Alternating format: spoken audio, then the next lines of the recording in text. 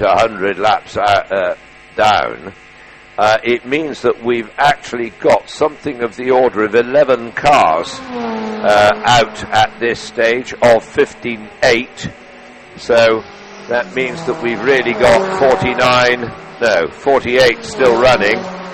And Brian, when you were we've got a safety car involved in that list, so I can't really count that one.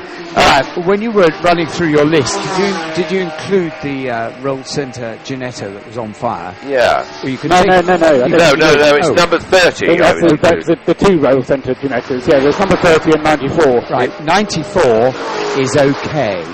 It had a fire at the back. It wasn't brakes. It was just apparently accumulation of rubber at the back which caught fire, but it's in there. They've sorted it, and it's going to be a driver change. Mark Davis will be in there when it gets out. Which is not very long away, presumably. It won't be too long. They're actually in the garage at the moment. He's all suited and booted, and they're just, I think, just putting a few finishing adjustments. I'll give you a shout when it gets out to leave. Right. I see, by the way, that number 4 from us, would you believe, even as I speak, it changes, because it was shown, number 4, as 40 laps behind the race leader. It's now reverted to 39. So it hasn't made a lot of progress relative to the leader in the last hour or so, when we had suggested that it might make a bit of progress up the order.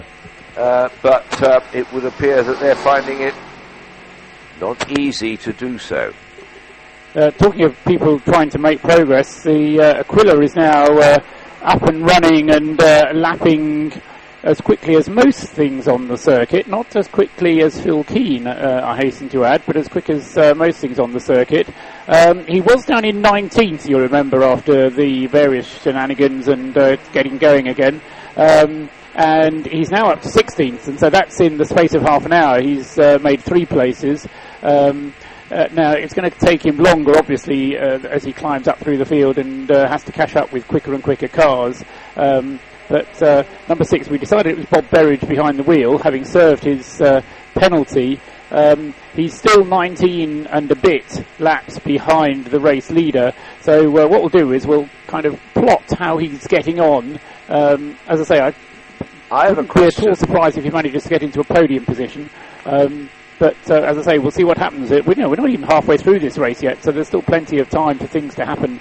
And for that car, if it can have a trouble-free run, to continue to claw its way back up the leaderboard.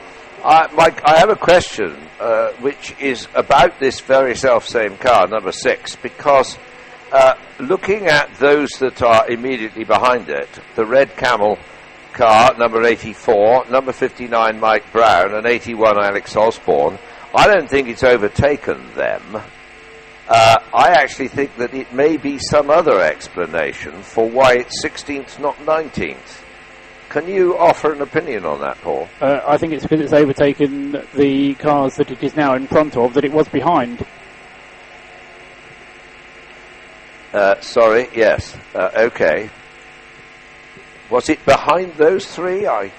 It was certainly behind the Red Camel. Was it? I think it was behind Alex Osborne as well. Okay. I surrender. All right, let's go back to the front, shall we? Because it's 181 laps now down for the leader, which is still the number 2 Eclipse Ferrari, leading from the number 3 Top Cat Racing Mosler by 3 laps. And then in third place, number 27, that's the Top Cat Racing Marcus Mantis. It is also on the same lap, but 39 seconds behind its sister car. And then we have in fourth place still the leading Class 3 car, but it ain't the car that it used to be, number 57. The Lotus has been overtaken in the class race there by number 49, the Nick Me Aston Racing. The Aston Martin racing car is up into fourth place at the expense of the 57 Marcos Racing Lotus. And then in sixth place we have 68 Kevin Clark's Intersport BMW. In seventh place, number 1, the MJC Ferrari. In eighth place, number 46, and that is Pete Story's car, which is the Lotus Elise GT4. Not quite sure who's behind the wheel. And then in 9th place we have car number 66, Paul Winter, who is doing a great job with his Porsche 996 GT3 Cup car. That's the Dorset Sports Cars entry, which is 10 laps behind the leader. No, it isn't. It's 12 laps behind the leader. Brian? Yes. Number 4. Yes. Straight into the pits and straight into the garage. Ooh. The engine cover is off, and 5 people are digging around. A couple of spanners and other tools. In fact, an electric drill going on there. And I think they're drilling for oil. no, I think they've got that already. No, it's actually, I'll tell you what it is. It's one of those glorious little screwdriver things shaped like a drill that does get screws out. It's actually got a magnet on it. There's some fairly... It's gone fishing, has it? There's some furrowed brows in there, and one of the furrowed brows is Callum, who's wandering around looking furrowed. He's walking my direction, actually. Let me see if I can just grab him. Callum? Have you seen a Dunlop man? Have I seen a Dunlop man? Yeah. I'll try and find one for you. How's it going? Rubbish. You've just taken the back off. What are you looking for in there? We have a fuel pickup problem. So it's the same problem you've been fighting all evening? Yeah, we can use about 30 litres and then it just cuts out. When I came in the last few laps, it was cutting out completely for 3-4 seconds on about 5 or 6 corners. And you're just overtaken someone, and then it cuts, they're going to ram you. You're getting up to good... the thing is, when you're allowed to, you're getting good times in. Yeah, the car's fine when it's running. It's just... we can't solve this problem yet. But they're working on it, so... Okay, keep smiling. Good luck, guys. Oh, well, Brian, you got that? You know what I find rather splendid about this situation for the number 4 for Mosler, rather, is that immediately behind them in the race, in 33rd place, is the number 92 Smarts for You Racing smart car. There's something a trifle bizarre about that juxtaposition, isn't there? Well, there is. A mighty Mosler that sums up... and a mini smart car. That does sum up the whole 6 years of Britcar, though, doesn't it? It does. That's why it has such a charm. I agree. You might not have every single car being at the sharp edge of the cutting edge, rather, of engineering excellence or whatever, but in their own way, they're just as capable. We have had a very large, boxy old Mercedes diesel, haven't we, in previous years? Yes. And that did very well indeed. Driven by a team of German doctors, as I recall. And they needed to be on that car, but no, but it was splendid. They needed to be largely out because they were at risk of dying of asphyxiation, I think. But what I do find interesting also is that Paul White's Moser is 41 laps behind the leader. The smart car is only 42 laps behind the leader. They've only had 6 pit stops, whereas the Moslers had 10. And it is the Mosler that's in the pits, whilst the smart car is still continuing to build up its number of laps. I hope I'm not alone in thinking that there's a touch of David and Goliath about that, but I'm not sure that David is actually winning the slingshot manoeuvres around here. What do you think, Robin? I'm just stepping out of the way of car 47, which looks as though it's going to launch itself out of its pit garage. Yes, I absolutely agree. Couldn't agree more. It is David and Goliath, and the thing is, while you want everyone in a small car and a small team and less budget, you want them all to do well.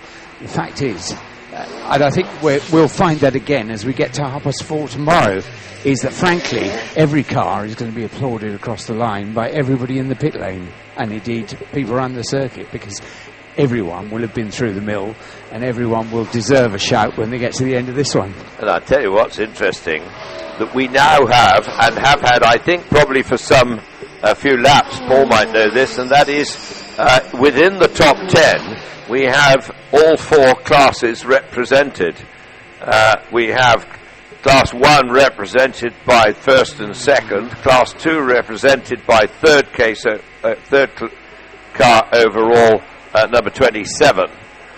We have Class 3 represented by some 5 cars in 4th, 5th, 6th, 8th and 9th places, and there, making up the top 10, is number 83, the CTR developments car of the CTR Lotus Elise GT4, the combination of Richard Chamberlain, Zubin Randeria, James Fillingham and Jeremy Webb. So, would you believe, Brian, that he's actually not as high up the order as he was earlier in the race? No, that's true. That car number 83 was in 8th place on lap 80 of the race, which I can't actually tell you at the moment how long ago that was, but we're now on lap 184, so more than 100 laps ago he was in 8th place. In 8th place. So yes, having all four class leaders in the top 10 is a great thing, because it shows how well matched all the cars are. We haven't got a situation you get in prototype racing, for example, where you get a much bigger disparity of performance between cars. But it shows you that you can get up into sensible positions in the race overall, whilst doing very well in your class. That's right. And as I say, it's been brought about, as much as anything else, by some rather disappointing performances out of the Class 1 and Class 2 cars. As I say, we've only got one Class 2 car left in the top 10. We've got 3 Class 1 cars. The prospect of the Aquila getting back in there, number 6 now up into 15th place, making up ground slowly. But Berry's not going quite as quickly as I thought he might, actually. He's not lapping as quickly, still not lapping as quickly as Sean McInerney is in the Ferrari, number 2. Well, Sean, I regard, he's a very quick wheeler, and he's been enormously successful over the last 6 years in Britcar, and is quick, the quickest of the brothers, but or the family, but I don't know, maybe not as quick quite as Phil Keane, and so he does a good. A mate of mine, Danny Buxton, runs a car for Scuderia Vittoria with Piers Maserati and Tom Ferrier, having a lot of success this season. They run 2 Clios in the Tonka package. They've got a Ferrari 458 they're running, and obviously it's Ginetta in the 24-hour. Team to watch. Really, really professional outfit. For their first season of racing, they've won a lot of races. We saw John Gore out at Snetterton. He won the Britcar round at Snetterton in the 458. He's obviously racing in the MJC Ferrari this weekend, but definitely a team to watch. Let's see if we can. It looks like they're about to restart the race. It's a routine driver change by all accounts.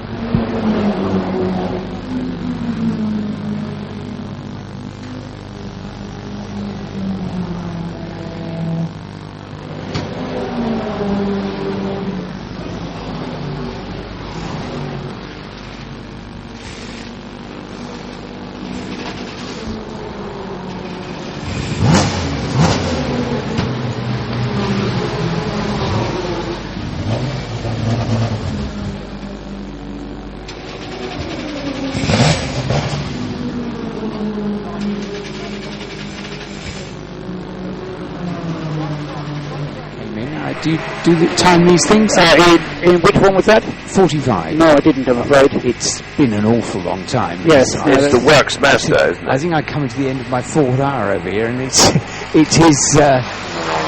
going out again. I've just had a chat to Owen Mildenhall. He's going to be at the wheel. Apparently it was a ruptured fuel cell.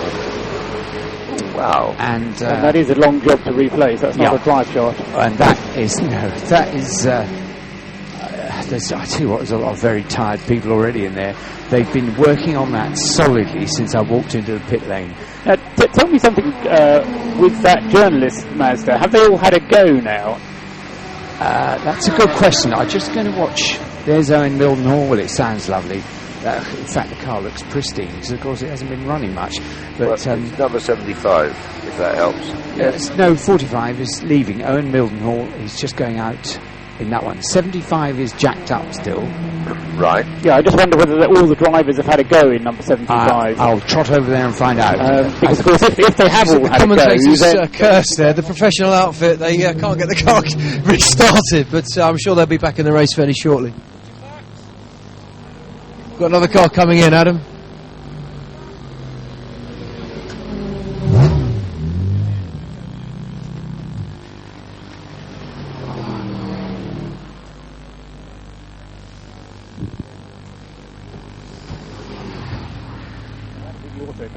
it'll be Frankel, I expect, actually. Frankel still writes with the quill. I think the height, you might have that correct, actually. Number 61 that's the Scuderia Vittoria car again. Came into the pits perfectly normally, fueled everything else perfectly normally, and has now been backed into the garage. It's in 29th place overall, and it's 38 laps behind the race leader. And as you rightly say, it's in the pits. Well, I'm having a snoop because snoop.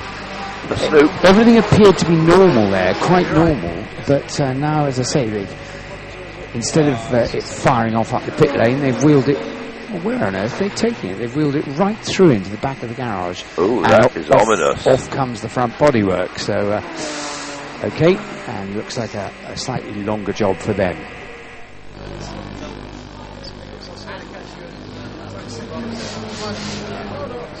We approach what for me is the witching hour. I think at the very least I should run down the order briefly, Ben. Talking to us, midnight. The car's in the garage. It's not where you want it to be. Tell us what's up. No, I'm afraid we've not had much luck. The guys have worked so hard. We've got a fuel pickup problem, and it'll use about 30 litres and then it starts cutting. And initially it just goes, and then it carries on again, and then it gets progressively worse. Until when I came in, on the last few laps, it was cutting out for 2 or 3 seconds on about half a dozen corners. Which means, that it's very slow, but really the danger is that if you've just overtaken someone, then you start to accelerate out the corner and it cuts, and they go on to full power and just ram the back of you. Fortunately, it hasn't happened, but, it's a worry. So they're just trying various things, trying various different things, new ideas, just keeping working to try and cure the problem. In the meantime, we're just doing laps in between. This is the bit you don't want when you're sitting here frustrated. I mean, it must be so frustrating. It's such a big event. The last thing you want is car problems. It's hugely frustrating. The first hour was so nice. We sailed away into the lead and it was lovely and everything was going beautifully. And then since then it's been nothing but difficulties. But that's what happens. It's just the nature of the game, and you just got to keep smiling because. Otherwise it gets a bit too serious, and that's not good. As it's motor racing, as they say. I mean, on the positive, the guy, you got some great guys here. What are the chances of them getting to the bottom of the problem, do you think? I simply don't know, because they don't know what the problem is. But they're trying to think laterally and create a system that could bypass what the problem is. But they have to try it, and each time they try it, we have to sit here for a while. So it loses us more laps and more laps and more laps. So. Really, and realistically, we're gone now. We're too far behind, but we can still have a fun race and hopefully creep a little bit further up the leaderboard if we can get it running properly. Well, we all hope so. Best of luck. Hope you see you back out there. Cheers. Thanks a lot. That just shows you motorsport, It can be cruel, can't it?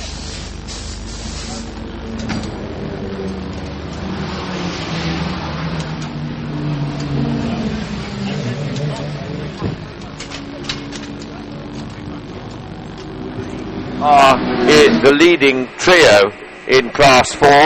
Then we have number 70, Ryan McLeod, in 13th. The 80 Synchro Motors car is in 14th place. 15th is number 6, Nigel Mustill.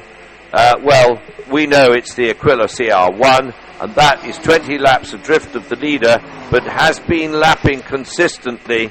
And Paul, it must be said that your anxieties for the gearbox are so far unfounded, but it remains to be seen. Brian. Yes. Car 57 back in the pits. I tell you, there's a lot of people popping in for very short visits at the moment, and one of those people is me, because Chris has arrived in the pit lane, so I shall be handing over pit lane duties to him now.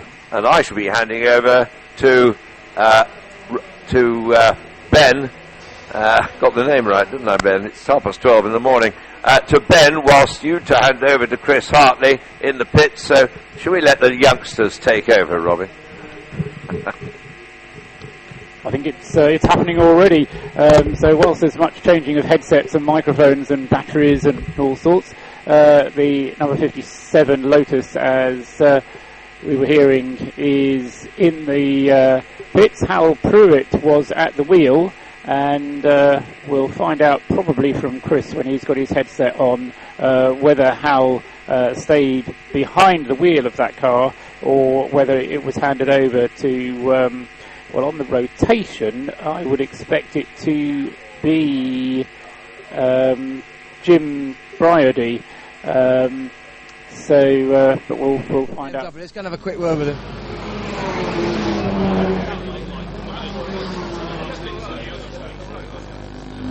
Debrief as we speak. Adam, we were just having a quick chat. Hasn't been quite the race you were hoping for, but seems the car's working well now. Tell us a little bit about what's gone down in the last sort of 6-7 hours. Yeah, well, the whole weekend's been pretty torrid for us. We've had engines in, engines out, misfires. We didn't qualify, started at the back of the grid. Had a new engine in, we didn't know the history of it. That let go on us.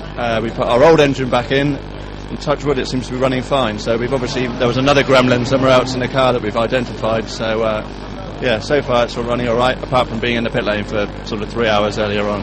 What would you do in that kind of scenario? Is it a case of just trying to stay positive and just carry on and try and put everything that's gone badly behind you and just focus on the rest, the next 18 hours or whatever? Absolutely, yeah. The guys have done a fantastic job, and they literally switched the whole engine and got it up and running within, I think they timed themselves 99 minutes. They managed to do it in, so that was pretty good.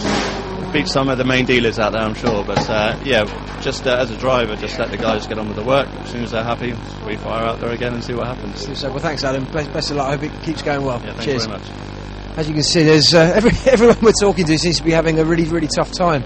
Might be a good idea to go and try and find someone that's having a good time. Anyway, let's go back to some racing.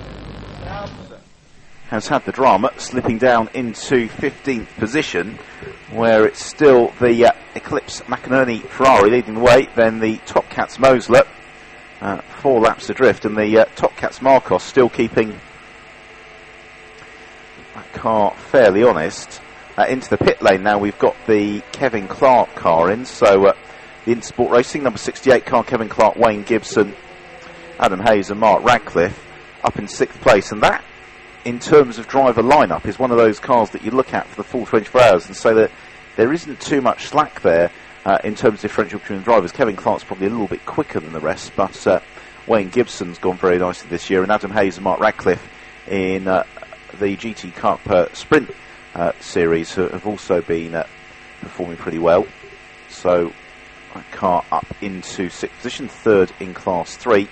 In 7th, we've then got the climbing back up through the order MJC Ferrari, although I understand there is a lot of work to be done on that number 1 car at some point with regards to their seat, because they've had to fabricate a new fastening for the seat that's going to make sure it stays in place. But in order to get that into the car properly, they need to effectively remove the seat, take the seat apart and then rebuild it again. So they are aware that number 1, the MJC Witkamski Ferrari team, they have got a long pit stop ahead of them at some point to repair that seat. Presumably, though, that only has to be done, as far as I understand it, if Keith Robinson's going to get in the car.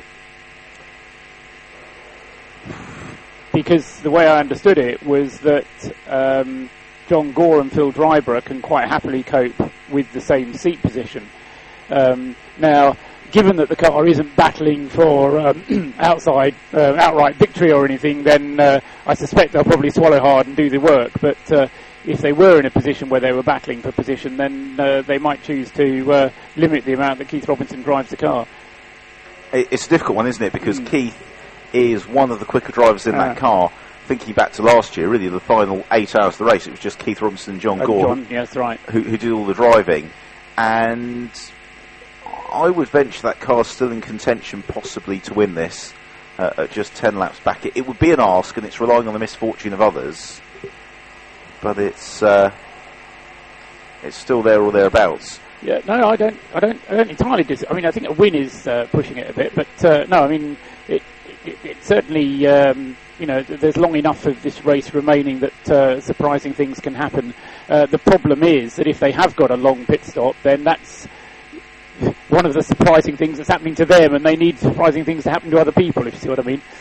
That said, both of the Top Cats cars are probably overdue a bit of a crisis, which one of them is into the pit lane. That is the number 27 Top Cats Marcos into the pits. The Top Cats Mosler, of course, still running with that slightly diminished fuel capacity, so again we'll be checking on that to see whether that worsens over the course. 44 lap stint for the Top Cats Marcos there on that last stint. And he's been driving for an hour and 3/4, so it's a good long stint for. I'm not sure who was in that car, actually. That's something that we can set Chris off to find out who was in the number 27 Marcos that's just come into the pits, because it's been a good long stint. But they were pleasantly surprised with that car's performance. I think they felt there were a couple of drivers in that car who were unknown quantities with regards to endurance racing, with regards to 24-hour racing, and they've been pleasantly surprised thus far with how everybody's acquitted themselves. We have had the change now. Up into 6th position has gone the number 1 Ferrari, so ahead of the Intersports BMW, which is shuffled down to 7th. As a result of its pit stop, isn't it? Because that BMW just had a pit stop. So that's been down to 7th. Then we've still got Pete Story 8th, or the Pete Story Elise in 8th, the Paul Winter Porsche in 9th, and then still the CTR development car, number 83, rounding out the top 10. Into the pits we've also got the number 80, the 18th place car, number 59, which is the Mike Brown owned car that has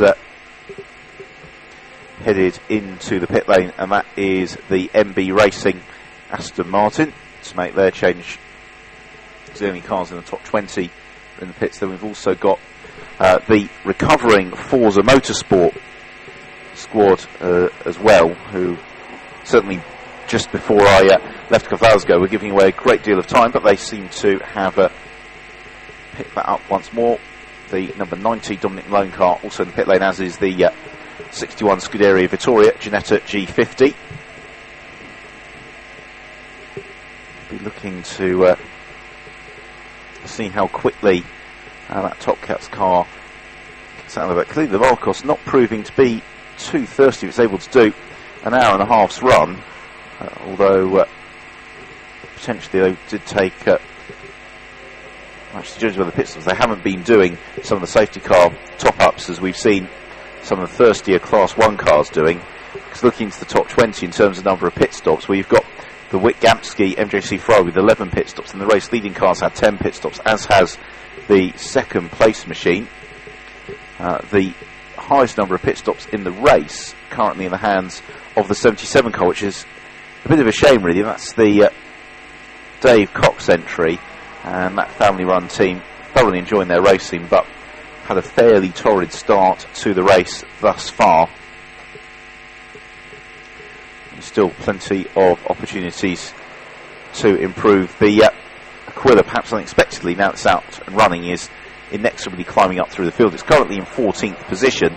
It's 2.5 minutes adrift of the number 70 Ryan McLeod Astra, which is next up in 13th, but he's circulating 20 seconds a lap quicker at this stage, the Aquila, so that will fairly short order move up into 13th. Yes, he was down when he recovered from following his pit stop. He was in 19th place, so he's made himself up into 14th.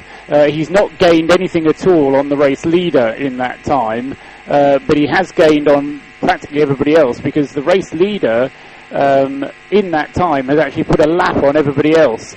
The Eclipse Ferrari is now 4 laps ahead of the two Top Cats cars in second and third places. And that, at the time that the Aquila was having all its problems, was only a 3-lap gap. So what the Aquila was doing earlier on in terms of stretching its lead, the McInerney's are now doing with the Ferrari. So again, we've got the situation where the leader is pulling away from everybody else in the field. And also the Top Cats Mosler is picking up the pace. We've got somebody who has disappeared into the gravel trap at Luffield. Disappeared is the operative word, because yes. There are flashing yellow lights in the distance, and so one car that skitters into the gravel trap. And are we right? I would say it looks a bit like a Ginetta. That narrows it down to several. I can't take that back entirely, because what I was looking at, the nicest way possible, was affected by the way the marshals were standing.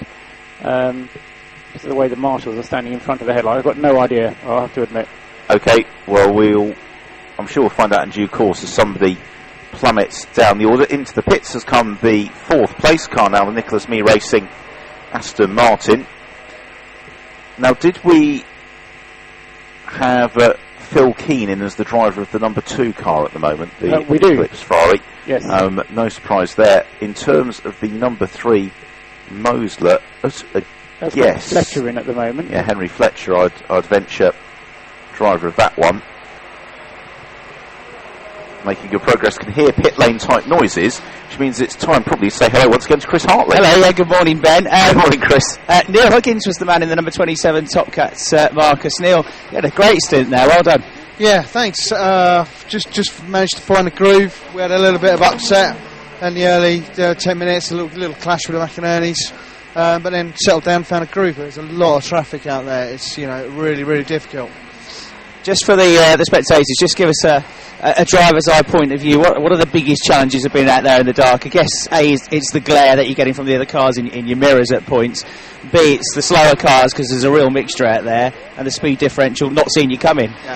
Yeah, there's 3 things. You've got them all right. The speed differential is terrific in some corners. You've got to give them all a lot of space. The light glare in the mirror is difficult to judge distances. You need to concentrate for a few seconds to figure out whether that's a car you've just overtaken or it's a car that's trying to catch you. And third is there's a lot of smoke, mist around the back of the circuit, and paranoia this time of night sets in. And as you go through it, you go, Christ, is that my car smoking, or is that the car in front of me and I've just driven through it?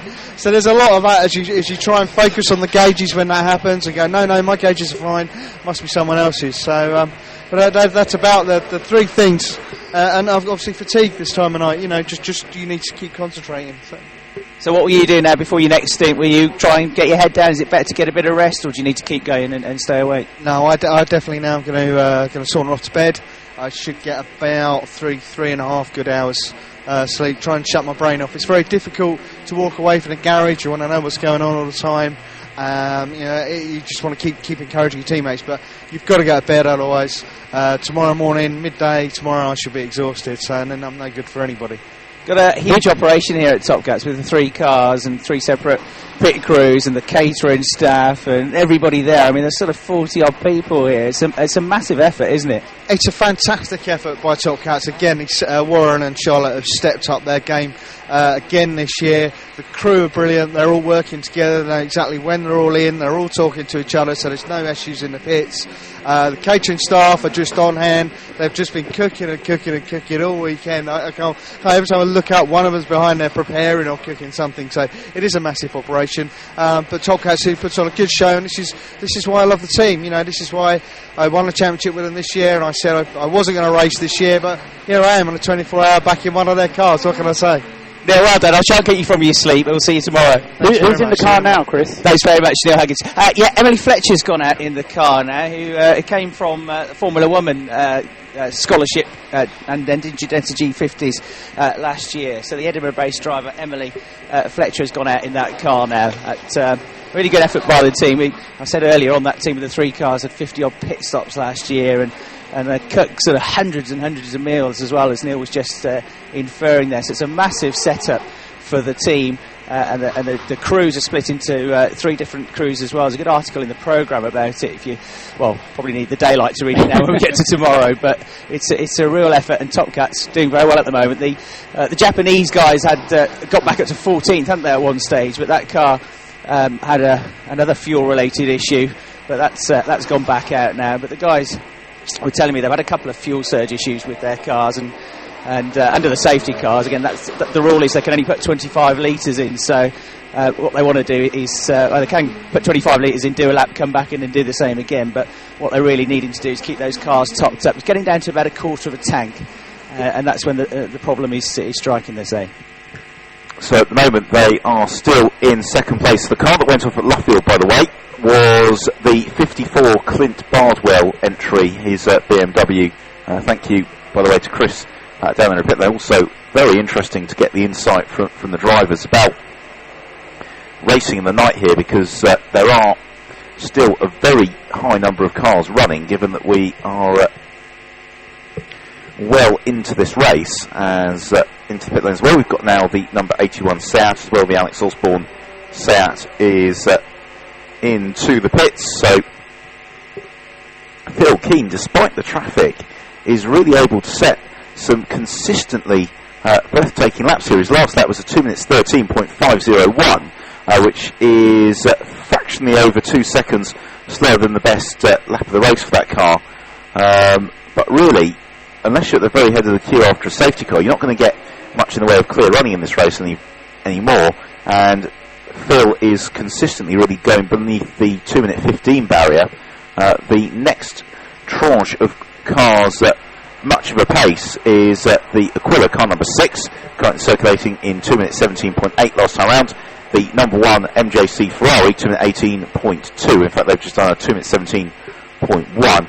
And then also the number 3 car, we're just hearing about the Top Cats Mosler, a 2 minutes 18.653. The Top Cats Marcus, number 27, Emily Fletcher, out on track. And I think the thinking is that in that 27 car, that Emily is probably the less experienced driver, particularly with night racing, and probably maybe not quite as quick over a single lap as well as some of the other drivers in that car. So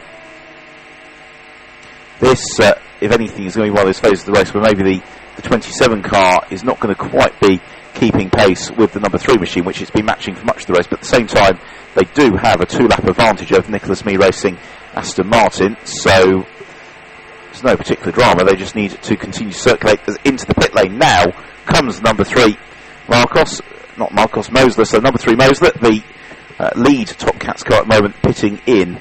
So they once more have the need to take on some fuel. That's the 11th pit stop of the race for them.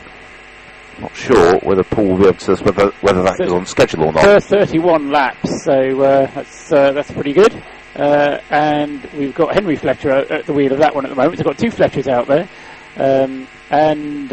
I don't know whether Henry will be staying or whether he has to go, because I haven't actually got when he got into the car, because it had a stop and go penalty earlier on, which is one of the reasons why it's done so many pit stops.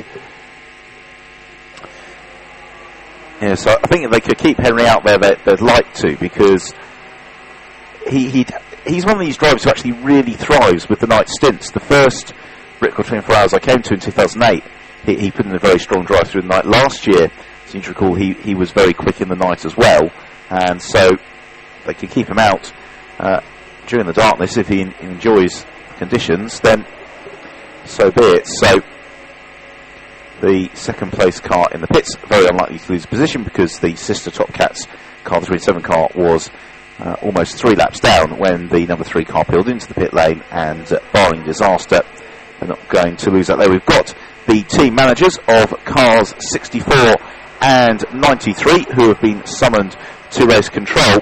Now this could be quite a substantial penalty here if one is given for the Scuderia Vittoria team, because that's the second time that the 64 car has been summoned to explain its actions, and the 93 CTR Alpha June car also has been asked to attend at race control, possibly because it's a team called Alpha Tune. They're running BMW. I'll tell you, Ben, and there may be some other people who weren't listening earlier on, but did you hear when the Aquila had recovered finally from its problems in the pits with drive shafts being replaced, and eventually they got going again? First thing Bob Berridge did when he got going again was to speed out of the pit lane. So the first lap that was then brought back in again to serve a stop and go penalty for speeding in the pit lane, and of course that was a longer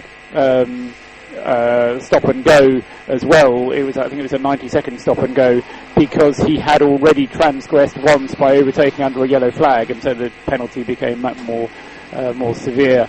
So the Aquila has not only had to deal with breaking its drive shafts, but also has had 2 stop and go penalties now, both served by Bob Berridge.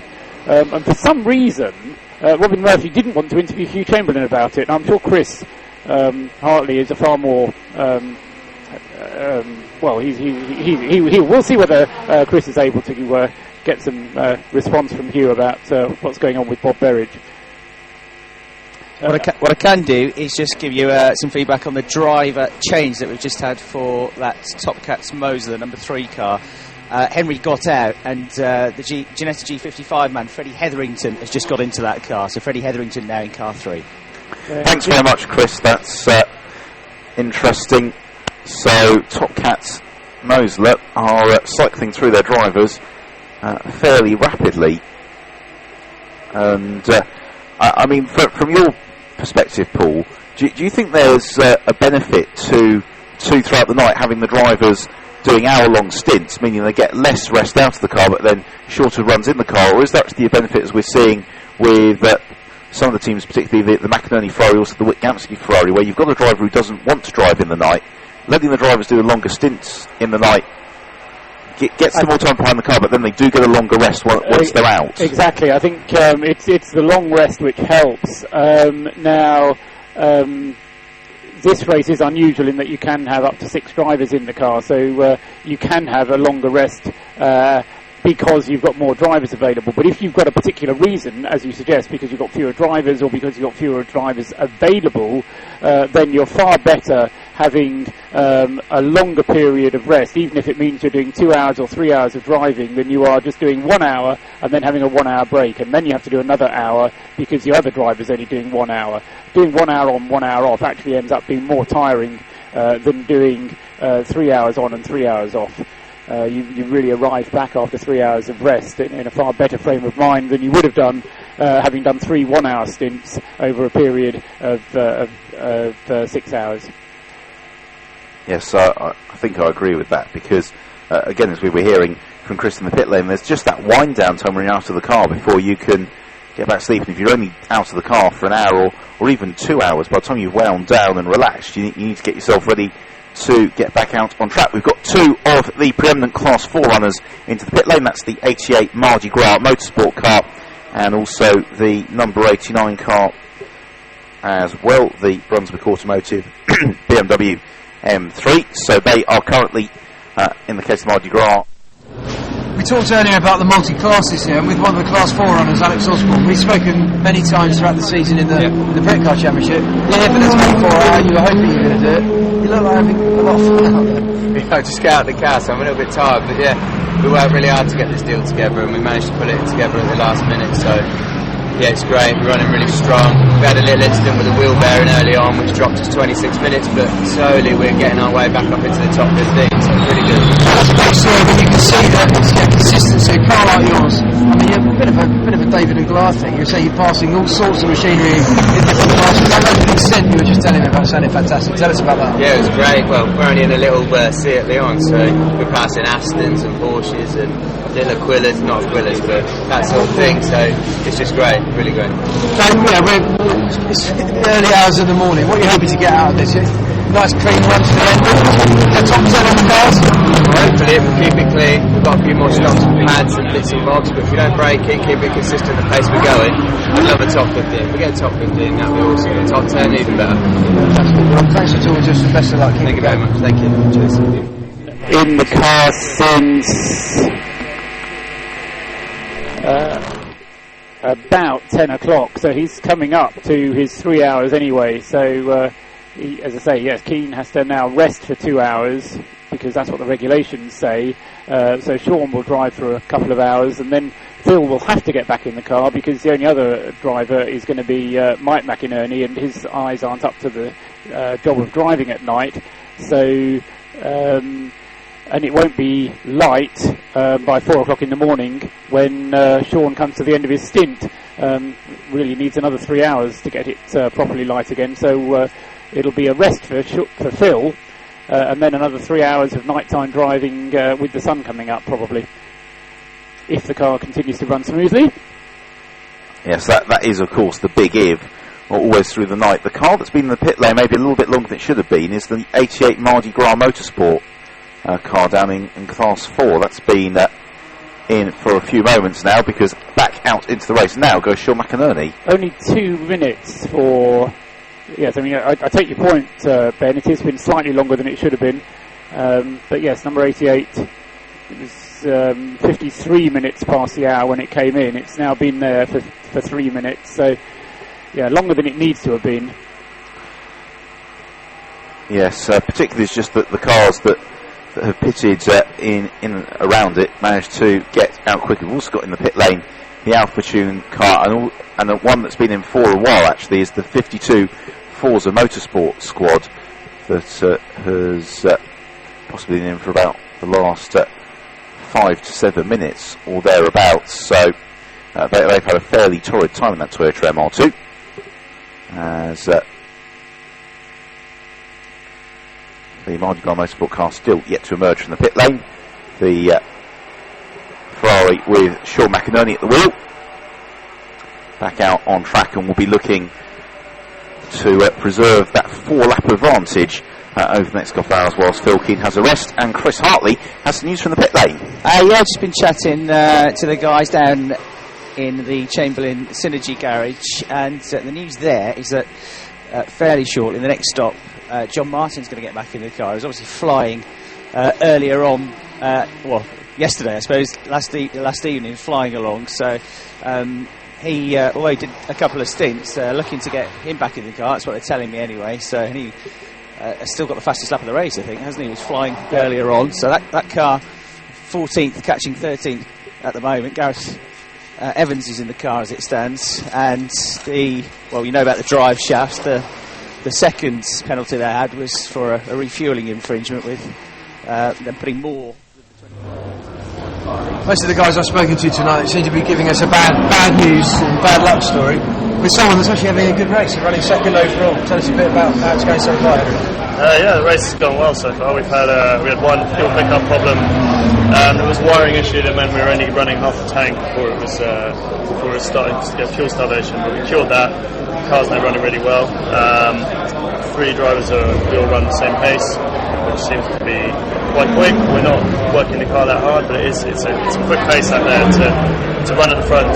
We're not pushing, risking the car, but we are running at a quick pace. So you're in touch with the leader. I mean, now it's nowhere in the evening. It's a bit cooler. I mean, how tough is it out there? Is it still pretty tough? It's really, really hot. Yeah. That mostly gets really hot, and like I say, it's hard work. So there's just so much traffic, debris, people going on. Every lap there's a cloud of smoke, a puff of dust, and a spinner or something. So it's mentally tiring, but yeah, it's quite physical as well. It's pretty hot. Well, no, it's 1 o'clock in the morning. What are your plans? When you're next in the car, you're going to try and get some sleep? Tell us. We're only 3 drivers, so we're running about an hour and 10 minutes each. So we've only got like 2 hours out of the car each. So it's quite a punishing schedule to do. We could do double stints, but I don't think any of us want to do 2 hours in the car straight. So I think we've voted to kind of do it this way, and we'll just grab some kid bus when we can. I don't really sleep for 24 hours. Get some food, just keep going. In terms of where you're at, within sort of 3 laps, is it? Yeah, I think so. The Ferrari is due to stop, so I'll put it back. But it's an awfully long way to go. I've been here before. I was here 3 years ago in the orange Marcos with Top Cats, and we led the race 8 hours or something. About 9 o'clock in the morning, popped the drive shaft and it didn't engine. So it's nice to be up there, but until it's finished, there's no point in going to it. So. Well, thanks for talking to us. We'll speak to you in a few hours. Hopefully you'll be out there. Yeah, thanks very much. Cheers. The opportunity just to steadily climb up through the order, which is what we're seeing once more from the number 1 MJC Ferrari up into 5th position now, and therefore splitting the top 2 in the Class 3 battle on the previous lap, having moved ahead of the 57 Marcus Racing Lotus Evora, and that would appear to be an on-track pass because the Lotus came through 1.8 seconds adrift of the number 1 Ferrari, which is currently the second fastest car on circuit after the Aquila. Yeah, I mean that Ferrari number 1, Ben, go back an hour, it was in 8th place, now it's in 5th. We've got 15 hours to go. You know, I mean, the marvellous thing about this is that there's enough time for things to happen just by doing what you're doing and carrying on doing it well. And it's certainly, I mean, that car has the potential. It's had lots of problems along the way, and it's not likely to win the race, despite what you said earlier on. It's not likely to win the race, but it's certainly in a position to get itself on the podium, I would say. I agree entirely with you, Paul. I think it is going to come down as to whether they have that big gulp and say, we're going to try and fix that seat properly, or we're going to do what we can with it and tell Keith Robinson he's just going to have to deal with it, set him a target lap time that's maybe a couple of seconds away from where Keith would normally be. I guess the other factor, of course, with that repair to the seat is that now that it's fairly widely known that's the issue, the scrutineers may well be heading over there to have a look to make sure that it's actually going to be safe for all of the drivers to go out on the track, because the last thing you want is a movable seat in the event of a car going off. So whether or not we will see that work to the number 1 Ferrari, I don't know. That last lap, though, was much slower, unfortunately, a 2 minutes 19.2. But then that's fairly keeping in line with the pace that we're seeing from the first and second place cars, because the number 2 Ferrari that continues to lead the race at 2 minutes 20.4, and then the number 3 Top Cats Moser at 2 minutes 21.7. So the pace just a little bit slower, in fact, across the whole field and past that. Whether it's just a coincidence that all the quick cars have caught traffic, or whether there might just be a little bit of fluid that's possibly been dropped by somebody, because there's just been a sudden climb in lap times of about 2 seconds across pretty much every car in the top 20 on that previous lap. If you're a student of my various theories which I come up with in these endurance races, you'll know that I have a theory of clumping which happens at night, where it's a bit like when you're driving down a country lane at night. You know, you just give yourself a little bit more of a gap when you're overtaking that slower car, or maybe you decide you're not going to bother overtaking it at all. You're just going to see if it turns off at the next junction, and that tends to happen in the racing as well. If you get a slower car, which we heard one of the drivers saying that some of the cars are quite quick down the straights but slow in the corners, and so you just end up saying, oh, so what, I'll just sit behind them, I've only got another 10 laps to do of this stint. And of course a lot of that tends to happen, and it it runs against the normal grain of a racing driver who's almost sort of saying, I've got to overtake, but is actually quite a good mentality to have for an endurance racing driver, because it puts him into this mentality of, okay, I've got to get to the end of this race. If I drop a couple of seconds, it's not going to really make that much difference. So, yeah, you do get this, and then all of a sudden they all go overtaking, then they're all in clear air again, and you suddenly get a whole area of track that's clear. It's a strange one, isn't it? Right, now we might see an answer to what the number 1 Ferrari team are going to do, because that car is into the pits, and they'd worked themselves well up the order into 5th position, so they pit in, and we will find out, I'm sure, fairly shortly whether they're going to take the decision to put that car into the garage and perform the full repairs on the seat, which I think it's felt they probably need to do if they can get Keith Robinson driving to his full potential, or whether they're just going to have to mend and make do. Yeah, John Gore swapped to Dryborough at 10:30. So 11:30, 12:30, 2.5 hours ago. So driver's potentially got another half hour behind the wheel. Gore has had 2 hours of rest, hasn't he? 10:30, 12:30. Yeah, so John could get back in. So that all options are open. It's down to Chris Hartley to tell us. It's Keith Robinson's going to get back into the car, so that's the way they've gone with this. Every opportunity they're having a look at that seat every time it comes in, but so without doing a proper job of getting it in the garage, there's a limit to what they can do, so they're going to live with it. So we're going to see what sort of lap times Keith can do and how much he can live with this problem. But it's Keith Robinson getting back into the number one car. They're also taking the opportunity to change the tyres on the car as they've now refueled it. So number one Ferrari, which has been making its way back up the order. 63 laps on driver's stint when you talk to him. 63 laps. 63 laps. How long's the Grand Prix around here? Yeah, exactly. So get there. You think about it, some championships you get 20-minute races in one day. The drivers get a season, don't they? If the car goes well, they get pretty much a season of racing in one event here. And night time. Yeah, absolutely. And I think that's to an extent why we're seeing a proliferation of 24-hour races these days. I mean, they are springing up all over the place. Nothing not against this event. I'd love to have it, but there are a number of other places, and you're getting them in the Middle East as well now, where a number of Middle Eastern countries are running 12-hour races and longer 24-hour races in Dubai these days. Sepang had a 12-hour race not long ago, I seem to remember. But no, it's certainly been a good run from Phil there. He was behind the wheel for 2.5 hours. I just wonder though, Paul, whether it's a case of if they're that concerned about the seat and it's going to cost Keith Robinson and Whit Gamsky, who are probably the two drivers who it would affect in terms of the seat position, several seconds a lap, whether they're trying to mend and make do at this stage and hoping that maybe some of the cars ahead of them in the race will strike problems, giving them a window to actually come in and do that repair, or whether there's the argument that they blink first, they come in, they do the repair, and then hope, and that's maybe too strong a word, but in the expectation that the cars ahead of them in the race in the remaining 15.5 hours will come into issues and they'll be able to gain back the laps they lose from that repair. I think it's going to be a bit how Keith gets on with the seat in its position where it's fixed. If he can drive it in that position, then he'll be fine. I think what he said to Chris earlier on, wasn't it, was that it was the confidence that he was lacking because it was moving around while he was driving. It was a bit like being in the Oxford rowing crew where the seats are sliding around. And I think if he's got confidence in it, then he'll be fine. But it's a confidence thing, so that really matters so much. Yeah, I'm sure that John Gore will have given him a motivational speech when he got out of the car about how to find the extra couple of seconds a lap.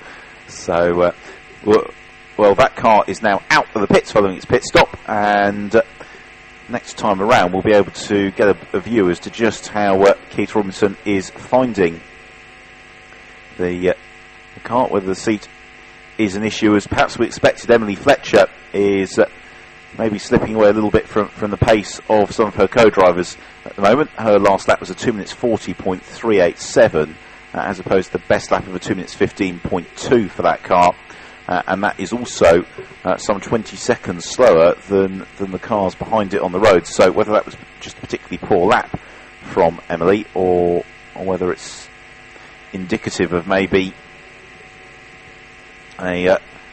just a slightly lower pace through the night. Well, there's nothing too much to worry about at the moment, though, for that car, because they're 3 laps clear of the Nicholas Mee Racing Aston Martin.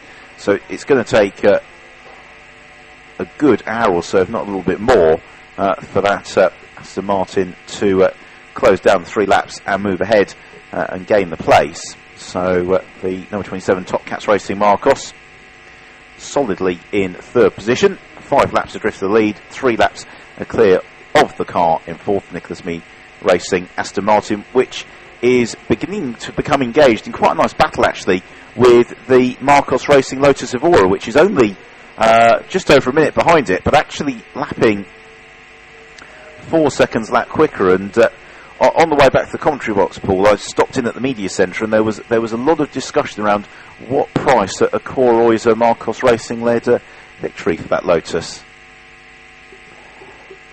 that's a tall order. But I mean, it'd be hugely popular. I mean, I would love to see a non-Class 1 car winning this, just because I think the race needs something like that, and Britcar needs something like that. So, yeah, maybe. Chris has got news, I think. I've got Phil Driver, who's receiving pats on the back and handshakes from the team after what was a long but really productive stint. Phil, well done. It was terrific. The car is awesome. It's just heartbreaking we had that simple problem with our seat runners, because the car is just going like a dream. You know, I was out there for about 2 hours 20 between the two stints. The tyres did a stint before that, so I was on the third stint with these tyres.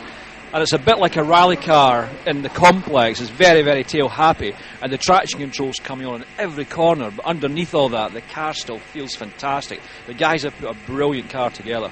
You need a well-handling car around here. You got corners, you got obviously the quick corners, but you got corners like Luffield and Woodcote that go on forever. They're quite bumpy and bouncy as well. And if that car gets unsettled, it's very easy to snap away from you. It is, but the Ferrari is a remarkably easy car to drive at a certain pace. And if anybody is watching out there, you can see the car you quite happily spend a bit of its time sideways and still be perfectly controllable. The tyres are finished, so not as if I'm looking after them for the next driver. They're coming off the car when I got out, so I was allowed to abuse my own tyres. But yeah, great session. I think we came in fifth, and after being off the first screen, we're obviously delighted that. And the race has still got a long, long way to go. Lots can happen yet. Is this seat issue sorted out, or is it still a bit of an issue for you? That's a bit of an issue. The seats, what we've done is we've fixed the seat now, so Keith and I can drive fine. So it's not great for John, it's not great for Whit, but I think Keith and I are going to take the car through the night, so we'll worry about that at 8 o'clock in the morning. And you look, as I just said to you before we went on air, remarkably fresh. Look better than me for a man who's just done 2.5 hours of racing. It must be obviously physically draining, but it must really sap the concentration out there, particularly at night time. And I've not been in the gym since I was 15, and I'm 51 now. But I have a relatively relaxed way of driving the car. But yeah, I'm exhausted. I could do another stint, but I'd rather not. But I feel all right. Looking forward to getting back out again. Okay, Phil, well done. Get some rest, and a great stint. As you say, you're certainly not out of it yet. Thank you very much. Thanks very much, Phil. Great stuff from Phil. So there you go. There's the update on the seat and the strategy for night time. So they've fixed it now in place for the bigger guys. So it's the John Galls of the world that would struggle at the moment in that car. Thanks very much, Chris. That's an interesting one. Interesting route they've gone down with the MJC Witt-Gamsky Ferrari. I guess the reasoning being that it's far easier to fix the seat and then just chuck in a lot of foam for John to reach the pedals, rather than have the seat positioned for John and have Keith Robinson trying to drive with his knees up around by his helmet. So the number one Ferrari, you can also just tell the way that Phil Driver was talking about his disappointment that they've had that problem. We've got an errant vehicle on the exit of Luffield, which has taken the opportunity to visit the gravel trap. Yes, note to self, do not focus binoculars on somebody's headlamps, because you then can't see anything for the next 20 minutes. Yes. Number 46 is the one that's off. Okay, and that is,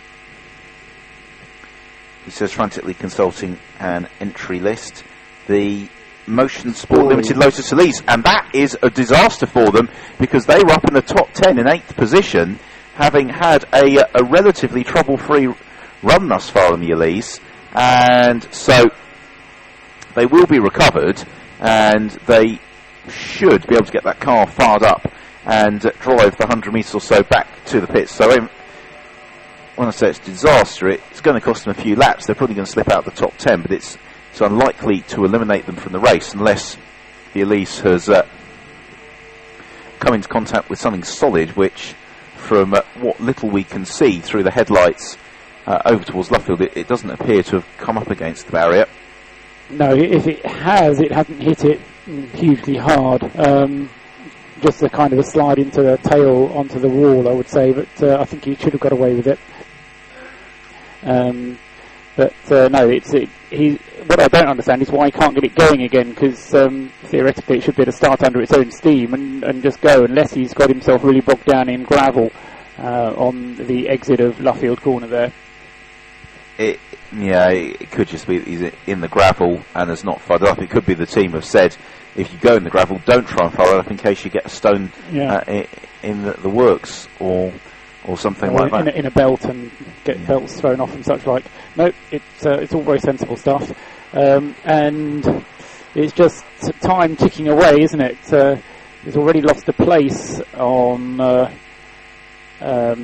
BMW, as you say, and places. The trouble is, it's such a close race in certain areas, and that's one of them where just spending a few minutes stuck in a position like that will cost you 3, 4, 5 places. Fastest man here. Is that true? I don't know. We'll see at the end of the race, shall we? So you're out leading at the moment with a proven combination with McInerney's. Do you think it's looking good? Do you think you can be there in about 18 hours' time? Yeah, I mean, it's looking good. Car feels good and everything seems to be running to plan, so we've just got to stay out of trouble really and try and maintain the lead, and we'll see where we are in the morning. I mean, obviously, your lap time is very consistent. There's a bit more in you, no doubt, but obviously it's an endurance, so you've got to make sure that you don't push too hard. How do you balance that line between the ultimate pace and pace that is the kind of pace you need to do for a long period of time? Well, just drive as fast as you need to drive, I suppose. You don't need to go quicker. It's pointless taking risks and banging into things and breaking the car, so I just pick a pace that we're comfortable with and we just drive around, save fuel and look after the car. I love that safe fuel, it's brilliant. What's it like out? I mean, there's a lot of slower cars, obviously. You're the fastest car out there, so is that a big problem? It is. The trouble is, if they stay on the racing line, it's not a problem, but a lot of them try and get out of the way, and they get out of the way a bit late, and it can be a bit hairy, so, it all depends on what you're overtaking. Most people are good, and it seems pretty easy at the moment. We're kind of approaching the middle of the night, trying to get some sleep. Is it hard to sort of catch up with that, or are you just going to keep going and see how you feel in the morning? No, I'll go and get a couple of hours sleep now, and I'm back out at 3 o'clock in the morning, so we'll go from there. Fantastic, we'll let you go to bed. Thanks, mate. Thank you, cheers. It was yesterday. Yes, yesterday morning, and so promising in that warm-up session, so quick as well in the early stage of the race, but they are unfortunately encountering more issues. The recovery work over at Luffield is nearing its completion on the basis that the Lotus Elise, judging by the headlight glare, is now pointing in the right direction, and so all things being equal should be firing itself up fairly shortly and heading back out into the fray. Into the pit lane now has come the Aquila, car number 6, so I suspect that could well be the pit stop that Chris was telling us about a few moments ago. Yeah, it's on its schedule for fuel. Bob Berridge having taken the car out again following his stop and go at about, it was 10 to midnight, wasn't it, by the time he'd finished off getting his stop and go, but the fuel was in at about 11:30, so he's had an hour and a half out there, so entirely appropriate that he should hand it over to John Martin, and this will be for its 10th stop, won't it? So we'll see how long John goes for as well. The team manager of the 54 BMW, that's the Clint Bardwell car, has also been summoned to race control, and if John Martin runs for 3 hours and sets the sort of pace that he was doing earlier on, then that car is going to be well and truly ensconced in the top 10 by the end of his stint, as we had a group of about 6 cars varying speeds through Woodcote, then scything through the traffic. It was fairly feisty looking Ginetta G40. I can hear wheel guns, which means that Chris Hartley must have an update for us. Yeah, just by the Aquila, which has, as we were told, got John Martin getting into the car, and it's also got new boots, so brand new set of slicks going onto that car. And in terms of the fuel, they managed to get 2 dump cans in there, so 50 litres added on board, which probably ties in with everything running to schedule. So John Martin going back out now, the Australian, with new boots on. Be interesting to see how his lap times compare to the phenomenal pace he was setting yesterday evening. Yeah, he's had a good long rest actually. He got out of the car at 9:30, so he's had plenty of time to rest and relax. And as I say, we'll see if he goes for the full 3 hours. Interesting that they couldn't get the full 75 litres in, or they chose not to put the full 75 litres in, because that means that Bob could have stayed out longer if he'd have wanted to, but obviously had chosen not to, or decided the tyres weren't up to it or something. Might be interesting to see what he has to say about it actually, Chris, if you get the chance.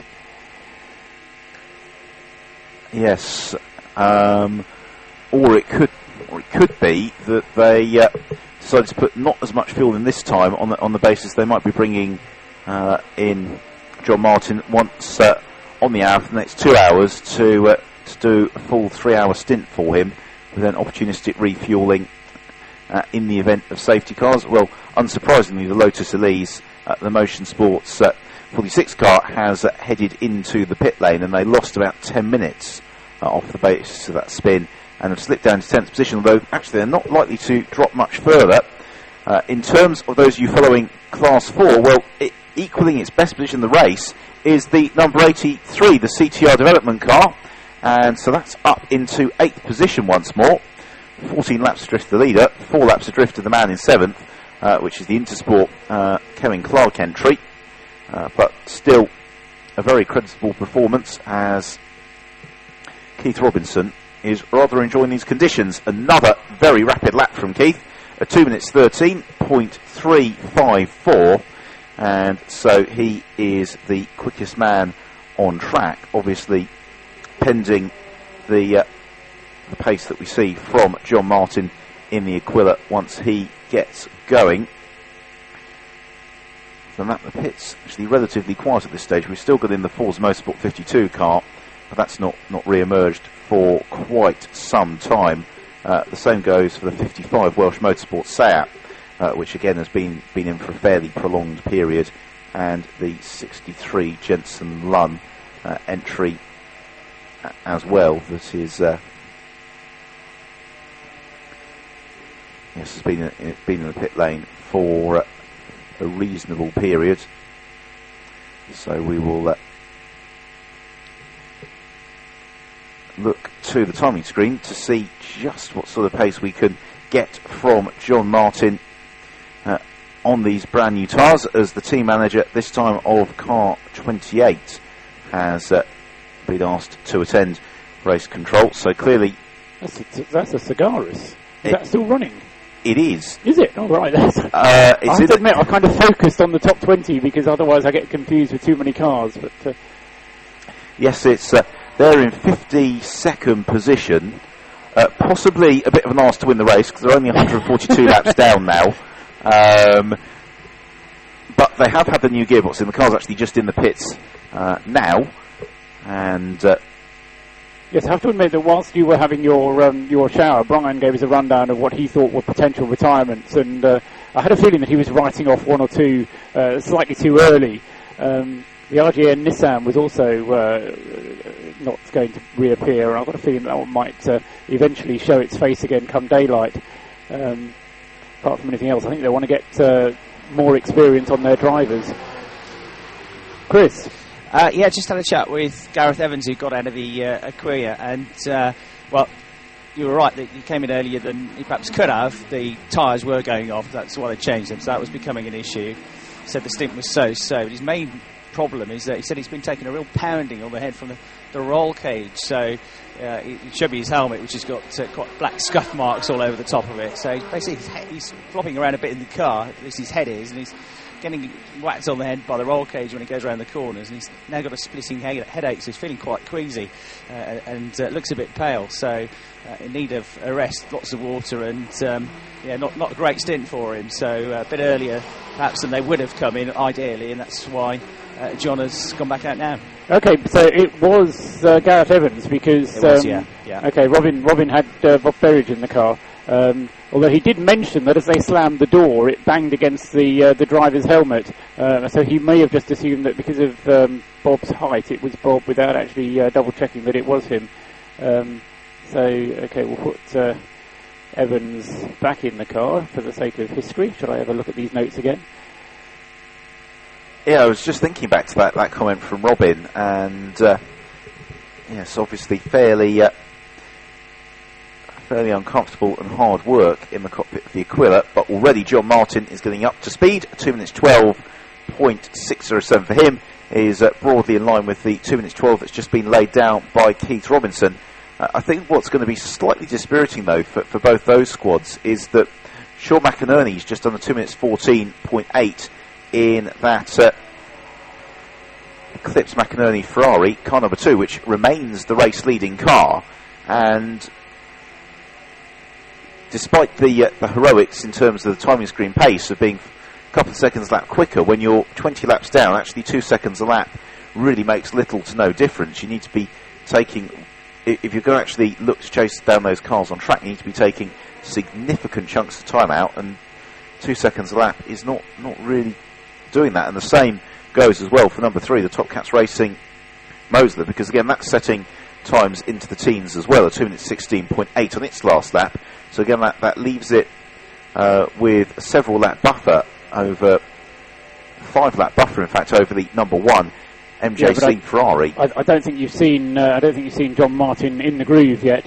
I think that has yet to come. That 2 minutes 04, which is still on the screen as the fastest lap of the race, was set at 20 to 9 at night last night. Now that was just as dark then as it is now, so the darkness doesn't stop you from going quickly if you get a clear run at it. And I think John's just started getting himself dialed in, getting himself comfy, making sure he knows where everything is and who's in which cars, and just I think he'll improve as the stint moves on. But your point is Mel Wade. It's well made, nevertheless, Ben, because when you're 20 laps behind, I mean, you're talking about practically an hour. Now, luckily for us, and from the point of view of watching the race, the Aquila is the kind of car that could win this race by an hour. So it's just got to get on and try and do that. And do it from the position of being at the back, playing catch-up, rather than doing it from the front where he's drawing away. We've had a very poor lap on that lap from the number 3 car, the Top Cats Racing Mosler, 2 minute 51.5. It's had a spin, someone, isn't it? Yeah, that feels like an unscheduled adventure. We know you've been doing something somewhere. Yeah, we've probably just got him in trouble now over the team radio when they've heard us mention that car's had a slower lap. So we'll look again, see whether that is an issue. The only other thought... Is that in the pits? Yeah. No, 4. No, I think that's 4 in the pits. Okay. See... A dot will go red somewhere. Yes, it is car number 4. I was going to say the only other thing it could have been was a sudden worsening of the fuel feed issue. But we'll find out in due course when it completes another lap. John Martin is now warming himself up. He has dipped below the 2 minute 10 second barrier, 2 minute 9.0 for him. The team manager of car number 5, ARC Bratislava, which is now up into 19th position after all of their issues, is en route towards race control. As we've got out of nowhere, that can't be a genuine time, a fastest lap for the number 3 Top Cats Moser of 1 minute 58.690. No, I think it's the timing system recovering from a dodgy transponder. Do you remember right at the beginning of the race we had a message on the screen about a dodgy transponder from somebody, and it might have been off that number 3 actually, now you mention it. So I think it was. Yeah, I'm sure the system can cope with that. It can take that lap away and restore the original one. So I suspect that's a dodgy transponder on the car, which the timekeepers have now fixed by popping the lap back in again. Fastest lap is where's the fastest lap spreadsheet? There it is. 2 minutes 4.019 still. So yes, that's a fast lap using the old circuit that they were using last year, the Bridge Bend circuit. I was going to say that's the addition of a Joker lap somewhere, isn't it?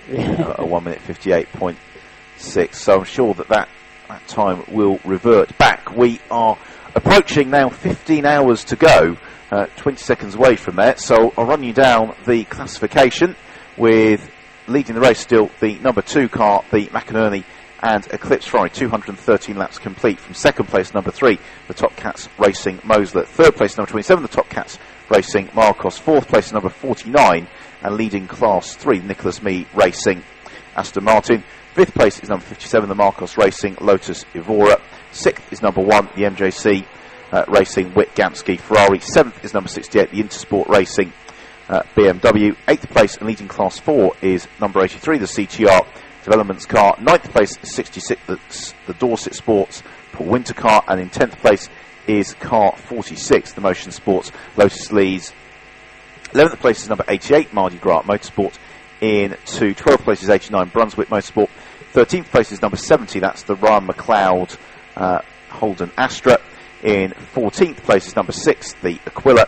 In 15th place is number 80, Synchro Motorsport. 16th place is number 84, Red Carroll. 17th place is number 59, Mike Brown entry. In 18th we've got number 5, ARC Bratislava. In 19th place is the number 75 Mazda Motorsport UK car, and then rounding out the top 20 is the Alex Osborne Seat. The rest of them by number. In 21st place is car 82, 22nd is 93, 23rd is 53, 24th is 94, 25th is 64, 26th is 77, 27th is 90, 28th is 65, 29th is 61, 30th is 52, 31st is 87, 32nd is 4, 33rd is 78, 34th is 92, 35th is 86, 36th is 54, 37th is 95, 38th is 99, 39th is car 50, and rounding out the top 40 is car number 7. In 41st is 55, 42nd is 91, 43rd is 85, 44th is 63, 45th is 48, 46th is 62, 47th is 56, 48th is 79, 49th is 47, 50th is number 30. We're getting into those that are now a long way down, and we haven't seen that roll centre car for a long, long time. It's still classified 50th. 51st is car number 8. 52nd is car 28. 53rd is number 45. 54th is 31. 55th is 51. And then 56th is the 58 car we haven't seen for a long, long time. And then at the back of the pack is still the Thorny Motorsport car that unfortunately we lost in the very early stages of the race. So that is how we are with 15 hours to go. And still plenty to look forward to in what is proving to be a tantalising Britcar 24 Hours for this year, with the McInerney Eclipse Ferrari. The pace that it's setting and the reliability that it's had, barring a couple of glitches earlier on, has been in some respects almost slightly worrying, because given the attrition that has afflicted some of its rivals, that car has had a relatively trouble-free run, as Keith Robinson is continuing to make progress in the 6th place number 1 car. That lap of 2 minutes 15.8, so he's 7 seconds a lap faster than the Marcus Racing Lotus Evora. In 5th position, car 57, and John Martin, his previous tour of the circuit, at 2 minutes 9.031. That car is now up into 13th position, having gained the place on the past lap over car number 70, although it results in a slightly slower lap to boot. But the number 6 Aquila once more climbing up through the order. And put my anorak on again. We're still well within range of this 2,000 miles that I've been talking about a couple of times over the course of the race. Still, that would be a record distance, and I'd say 2,000 miles would be further than any 24-hour race that's ever gone in this country before. And there's a car off on the. Now, where is it off? It's off on the infield. It's in front of the BRDC suite at Brooklands, but I don't quite know how it's got there, unless it's gone off at Luffield and been towed back to that position of safety. It looks sort of hot hatchback shaped. So Renault Clio.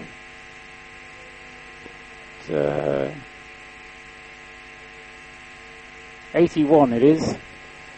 Car helpfully goes past with its headlights on, and I can pick it up. So it's off the circuit. It's got a suspended, or it's got a snatch vehicle attempting to pick it up. And that's the Alex Osborne Seat, and that's a real disappointment for them, because they were up into the top 20 and now no longer are. So they've slipped into 21st position. That Seat having shown very strongly throughout the race. It has promoted therefore up into the top 20, the Volkswagen Golf of Rob Carvel, vastly experienced Volkswagen racer. So Rob Carvel is up into the top 20, and the trend has just been bucked because into the pits has come the MG99, but we've got the first 38 cars in this race for pretty much the first time I can remember since the very start of the race, all out on track at the moment and not in the pits. So for the coming moments, it's that man Hartley, you know, he's been round with his spanner and he's sorted them all out. Yeah, exactly. You put him to work on all of these cars, Paul, and it's had the desired effect. They're now running metronomically. Yeah, absolutely. He's not listening to us. And well, this is the cunning plan to grab a few hours sleep. I'm listening to every word. Listening to every word. So be careful. To be fair, it all went wrong at the start of the race for me, didn't it? I mean, up down the pit lane, the first hour, it was unbelievable the amount of cars that are having problems. Absolutely. So there's supposed to be a bit of calm at some point. Absolutely. No, it's a testament to the reliability of these cars, because normally at this time of night you'd have at least some of them in the garages being worked on. But anyway, what's got one in at the moment? We do, but it's nobody towards the head of the field. It's not in the top 40. It's not, so none of the top 40 are in the pits. We have got the team manager of car 81 who's been hauled to race control. So, Paul, as you said, that car was in a slightly unusual position. The team are now being asked to justify how it's effectively ended up parked where the old Formula 1 paddock club used to be at Bridge. Admittedly, my depth perception in the dark is probably completely rubbish, but that's more or less the general direction, as if they decided to drive on the old Grand Prix circuit and realised that it wasn't there anymore. It's not there anymore, yeah, it's quite... I have no idea how it got there, because there's a big barrier on the outside of that corner now, so you just can't get through. So, as I say, I think it may have had a problem at Luffield and then spun trying to... trying to go back in a safe way or something, but it's being recovered, but slowly and surely. We have got a car now in the top 40 in the pits, and it's the military Mazda, so 86 in from 35th position. Now, is that Tony Jardine who's at the wheel of that one? About time it was, and I'm sure the military men are all safely tucked up in their hammocks by now. Well, Jardine's used to night rallies and things, isn't he? So he's probably got good night vision as well. Yes, so he did say he was going to be taking over in the small hours. Now, whether that is the end of his stint or the start of one, I don't know. Right, we've got a stop and go here for car 28, which it has flashed incredibly very briefly. It's got a stop and go plus 30 seconds. That is the Sajaris, the Fred Tong Sajaris, although I would venture that being 148 laps off the pace, a 30-second stop-and-go penalty is not going to have a huge impact on their overall finishing position. That may come back and bite me tomorrow at 4 o'clock. But yes. No, I think you're probably right there. Safe ground on that one, Ben. I mean, that kind of thing, you sort of think, well, okay, how do you penalise drivers when they're that far back in the race? And yeah, I don't quite know what the answer is, but yeah, how seriously are they going to take their... I mean, they'll take the penalty and they'll say nice things to the clerk of the course, no doubt, but in the overall scheme of things, they're still out there, they're still racing, they're still going to have the fun that this racing is all about. Absolutely, makes the point. We've got into the pits the ARC Bratislava car, number 5. Now, their team manager had been asked to go to race control, so I just wonder whether that is... a pit stop of their own volition or one that has been judicially requested of them. Find out in due course. That car has climbed up into the top 20. I really shouldn't have mentioned that the pit lane was quite quiet, because now we've got several cars beginning to peel off and head into the pit lane, and Chris is poised and waiting. Yeah, I'm down at Mazda. Tony Jardine has finished his stint, and Major Jim Cameron is now being strapped into that car, so that's the change there. Next door, the number 45 Mazda, having done all that work to get the car out earlier on with its problems, that's got hit. So all the Mazdas have now got hit by somebody else so far on this stint. So it's more cosmetic damage. They are going to get that one back out on track fairly soon. I was speaking to Ben Anderson yesterday, and he was saying in night qualifying yesterday, it was the first time he'd done any he's done a lot of driving, Ben. Goes out and drives something different nearly every weekend, the Autosport journalist. But it was the first time he'd done any nighttime driving.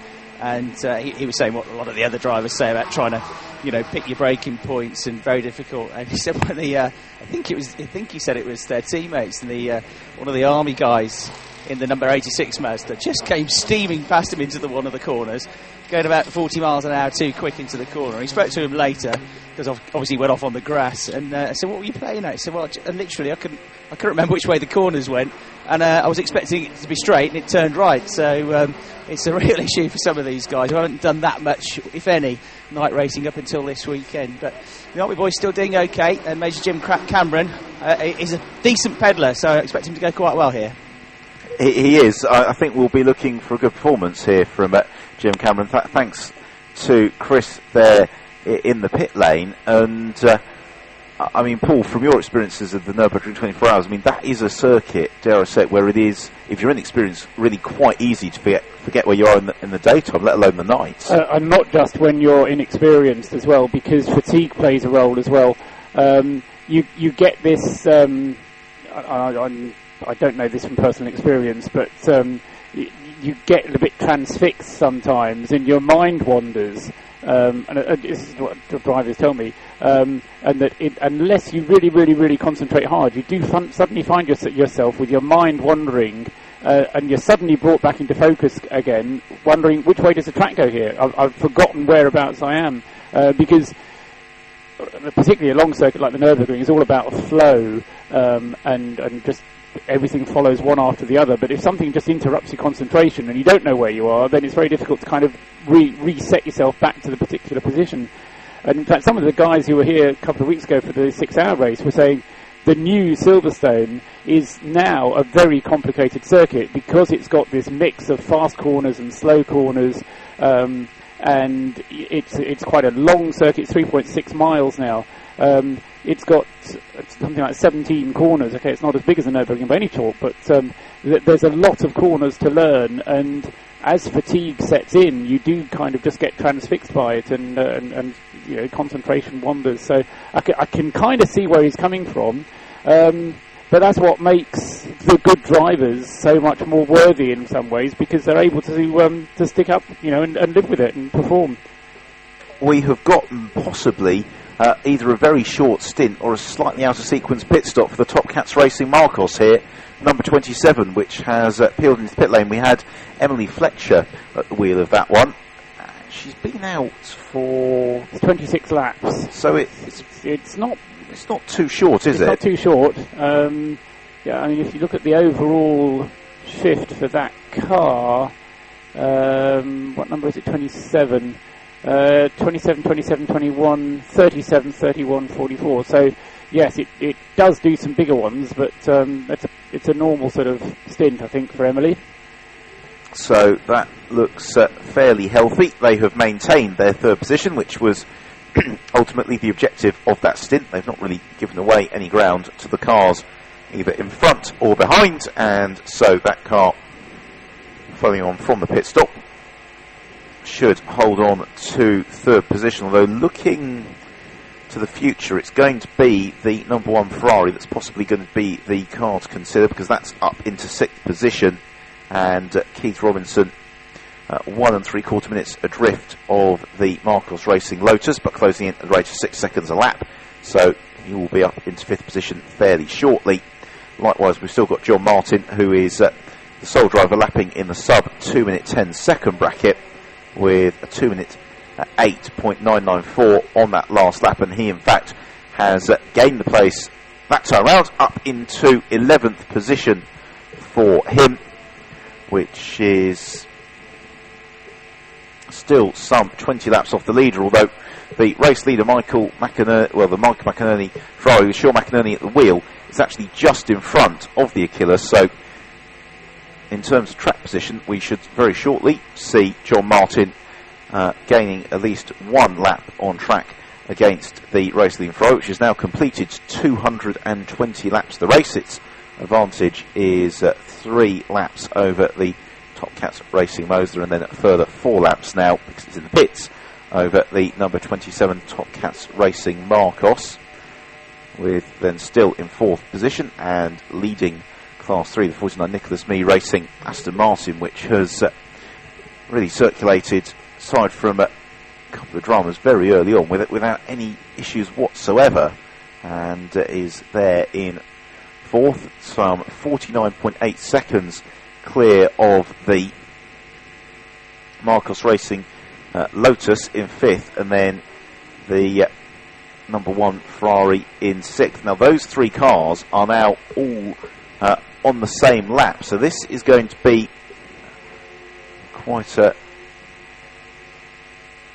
interesting one as those gaps begin to come down. In particular, Keith Robinson is reeling in the Lotus 4, as you'd perhaps expect, the cars being in substantially different classes, and therefore a big power to weight advantage in favour of the Ferrari, which last time around was 7.5 seconds quicker than the Evora, so that brings the gap down to 1 minute and 37 seconds between the pair of them for 5th and 6th.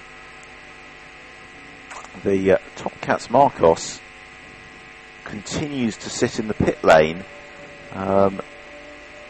Whether that isn't just a fairly steady pit stop or whether there's anything wrong, I don't know. Chris may be able to update us. Yeah, I'm going to let the guys get on with the job and then dive in and find out what's going on. But the car's gone into the garage, so they are poised to go back out shortly. But the bonnet is up and some work is being carried out at the front of the car. So Emily Fletcher's got out. Jamie Orton, former Caterham champion, has got into the car. But it is going to be this, I think, an unscheduled stop. You said it was quite a short stint, and so they're taking the opportunity to change the strategy, change the drivers. And once they've finished the job and got the car back out, I'll dive in and find out what's been going on. Yeah, thanks, Chris. So a bit of a shame for them. They are into the garage. That is actually going to cost them the 3rd place that they've been holding for so long, because the Nicholas Mee Racing Aston Martin is going to bring itself on to the same lap as the Marcos very shortly. And what this yes, is... I mean, that car was up in 2nd place a couple of times as there was some changing about. And indeed, it's been in the top 3. Well, in fact, if you discount the Aquila, it's been in the top 3 for the whole race, pretty much. Certainly going back right until the first 2 or 3 hours of the race. So, yes, I suppose the only thing that can be said is that it's clearly got the pace to climb back, and there's time of the race left for it to do so as well. And the car this really plays in the hands of is the number 1 Ferrari, which is on the same lap as the 2 cars ahead of it, and so will overhaul the advantage that the Top Cats Racing Marcos had, so could potentially find itself up into 3rd position, although in many respects that's kind of a bittersweet result, because, okay, it brings them onto the podium, but it doesn't actually further their cause in terms of closing in on the race leaders. We've got a drive-through penalty for car number 85, that's the Daniels Motorsport Honda Civic, and that is for a spin under yellow flags, which is a big no-no, given some of the action we've had already this evening. And so the 85 car, which is already a long way down the order in 43rd position, will have to serve that drive-through penalty. The team manager of car 86 has been summoned to race control as well, so it's all happening amongst the Class 4 runners. Lots of adventures that they're enjoying through the night here at Silverstone. Waiting for Keith Robinson to streak through and complete a lap, see the gap between himself and the Evora, as the number 3 car has just gone through. Again, a lap in the sub 2 minutes 20 bracket, so they'll be, I would guess, fairly happy with the pace that Mosler is setting this stage of the race, with those fuel pickup problems not really worsening, and therefore enabling the car to remain in a highly competitive 2nd position, where it's not really giving away any time to the cars that are chasing up through the field behind it, having had problems earlier on in the race. It's still a 3-lap deficit, though, that's got to the race-leading Ferrari, as the Nicholas Mee Racing Aston Martin is now on to the same lap as the Top Cats Marcos.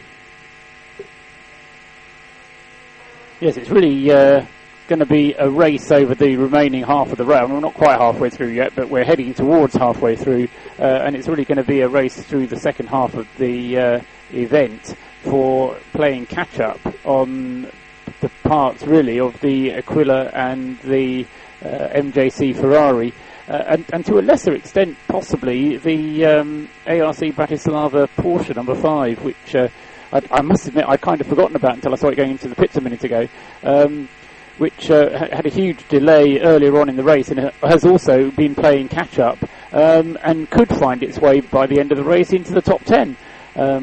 It's still quick enough to make places at that kind of rate.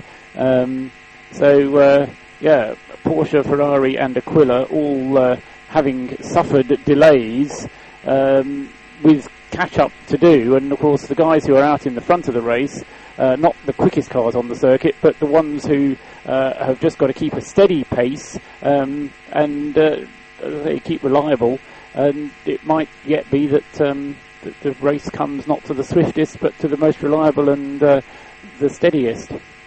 Well, the Top Cats Marcos, at least looking at the timing screen, is back out on track, which is pleasing to see. So whatever issues they had, they've been addressed fairly quickly. Chris can update us with that. Ben, yeah, down at Top Cat, it's got Emily Fletcher here. Emily, they've changed the coils on both sides there. You had a misfire, that was the problem. Yeah, hopefully for Jamie that'll make it a bit less scary out there with the speed going fast and slow all the way round. What is it like out there? Just give us some perceptive. It's getting a little scary, people going off all over the place, people spinning, people taking each other out. It's just a lot of avoidance and just trying to keep focused with all the lights going on around you. You started out racing 3 or 4 years ago. You started in the Formula Woman Academy, the scholarship, won that. But you never thought 4 or 5 years ago you'd be here racing Britcar and 24-hour races and win one of the top teams, running in the top 3. No, absolutely not, and certainly not in a car with this power already. It's a pretty awesome car, and it's quite a lot to take on board. How long does it take to adapt when you started off in caterings in Formula Woman? As quick and as fun as they are, it's nothing like this, is it? Does it drive you to start with? Yeah, I've always found I drive fast cars better, and I enjoy it a lot more. So after I drove a G50, that kind of got me thinking, need to keep going. What's the style? Do you have to adapt? Do you have to become more aggressive? Do you have to become smoother? Smoother, and obviously it's a bit easier because you've got power to get you out of a corner. You don't need to rely so much on always rolling all the speed everywhere. So you've had a couple of stints already in the dark, so you're presumably on a bit of a break now. Yeah, hopefully now I think I get a bit of sleep and then back out in daylight, hopefully. All right, Emily, thanks for your time. See you tomorrow. Thank you. Thanks very much, Emily Fletcher there. So, precautionary measure, had a misfire. Emily said it was a shorter stint than they had planned, but not that much shorter. So, that has dropped them back. But the guys, terrific job to get both coils on both sides of the engine changed very, very quickly. So, they weren't sure which one it was. Best to be safe. They've got them both off, replace them, and Jamie Orton now back out. And hopefully the lap time's back up to something decent. Yeah, that was an incredible pit stop, really, Chris, given what you were hearing there from Emily about what they've had done to that car, because they're in the pits for just 10 minutes, and given that work on the engine, pretty impressive. We've got a stop-go penalty for car 86, and that is for pit lane speeding. It's stop and go plus 14 seconds for the pit lane speed. So the Top Cats Marcos, car 27, has fed out in 27th position. So that's how it's shaken up the order, with the race still being led by car number 2, the Macanoni Eclipse Ferrari. Second place is number 3, the Top Cats Racing. That in third place now is number 49, the Nicholas Mee Racing Aston Martin. In fourth place, but in the pit lane, is the 57 Marcos Racing Evora, which means that in fifth and possibly up to fourth very shortly is going to be the number 1 MJC Wittgamski Ferrari, and then in sixth place now it's the Top Cats Racing Marcos. Interesting, wasn't it, listening to Emily there? I've not actually heard her speak before, but you get an impression of what it's like out there, and very well described by her.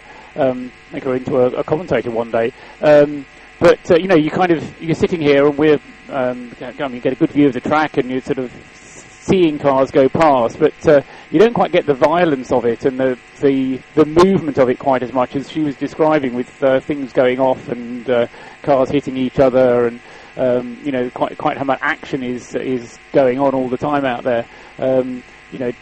Our position here is on a relatively gentle curve, and you just don't get as much of the impression that Emily was giving. So it's good to hear from her. Absolutely, I think it's always a shock, and it was just driving actually in from having had a shower in the hotel just along the road a few moments ago, coming in over the bridge and actually seeing the cars moving out to some of the other parts of the circuit, and just how hard these drivers are pushing on every single lap of the race. It is very much worth, certainly if you're staying here at the circuit overnight, to maybe go and look at some of the cars out of some of the other corners and just really appreciate the action and the speed and the energy. So we've now got, at the end of this lap, up into 4th position, Keith Robinson in the number 1 Ferrari, as he will then set about chasing down the Aston Martin in 3rd position. Into the pits we have got the Marcos Racing Evora. We've also got in the Intersport 68 BMW, the Kevin Clark owned car. Not sure quite where that fits in with their schedule, if it's been possibly quite a short stint, that one. For which one, sorry, Ben? 68. It's only 2 laps. Not that short then. It was last in midnight, and it's now 7 minutes to 2. So an hour and a half. And another pit stop that is maybe a little bit premature is the Top Cats Racing Mosler. That's 3, yes. That is early. Yeah, I'll go along with that. That's it's 12th stop as well, isn't it? So number 3.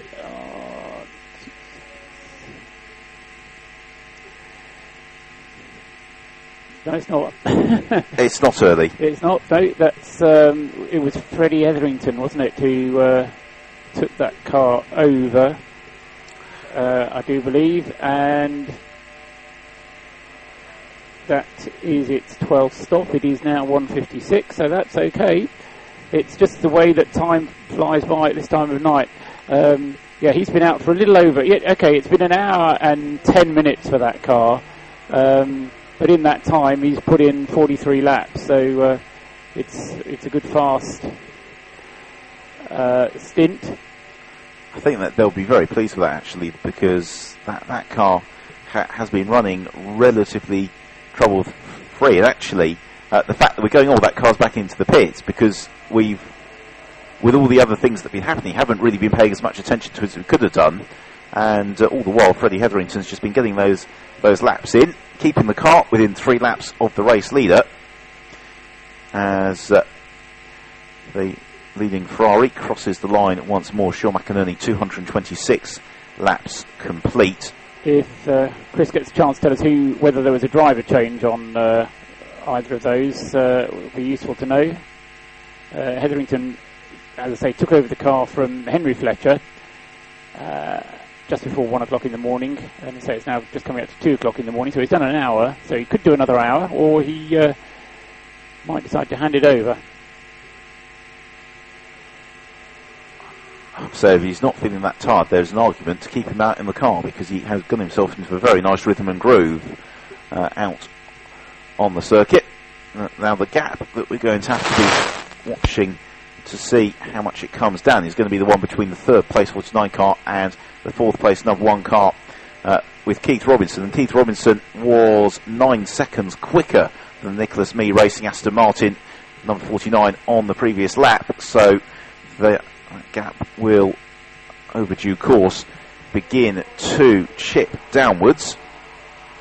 Aston Martin as well has gone a reasonable amount of time without peeling to pitch. Yes, across the line went Robinson now, and it's 1 minute and 42 seconds now between the number 1 Ferrari and moving back into the podium position. So that car's recovery up through the field is going very nicely. Likewise, John Martin in the Aquila in car 6 is now up into 11th position, and he is 1.5 minutes behind the 10th place car, which is number 46, the Motion Sport Elise, which is the car that spun about an hour ago at Luffield and required recovery, but has remained in the top 10.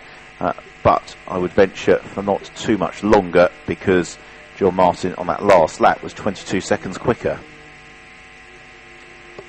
So we have got just under 14.5 hours remaining in the race, and those pit stops were relatively to time. And I agree with you, Paul. I think that the question mark is whether we've seen a driver change in the number 3 Top Cats Racing Moseley, but they, and really showing their experience, the Top Cat squad. That pit stop was as quick as you like, and certainly only fractionally beyond the minimum 90-second window.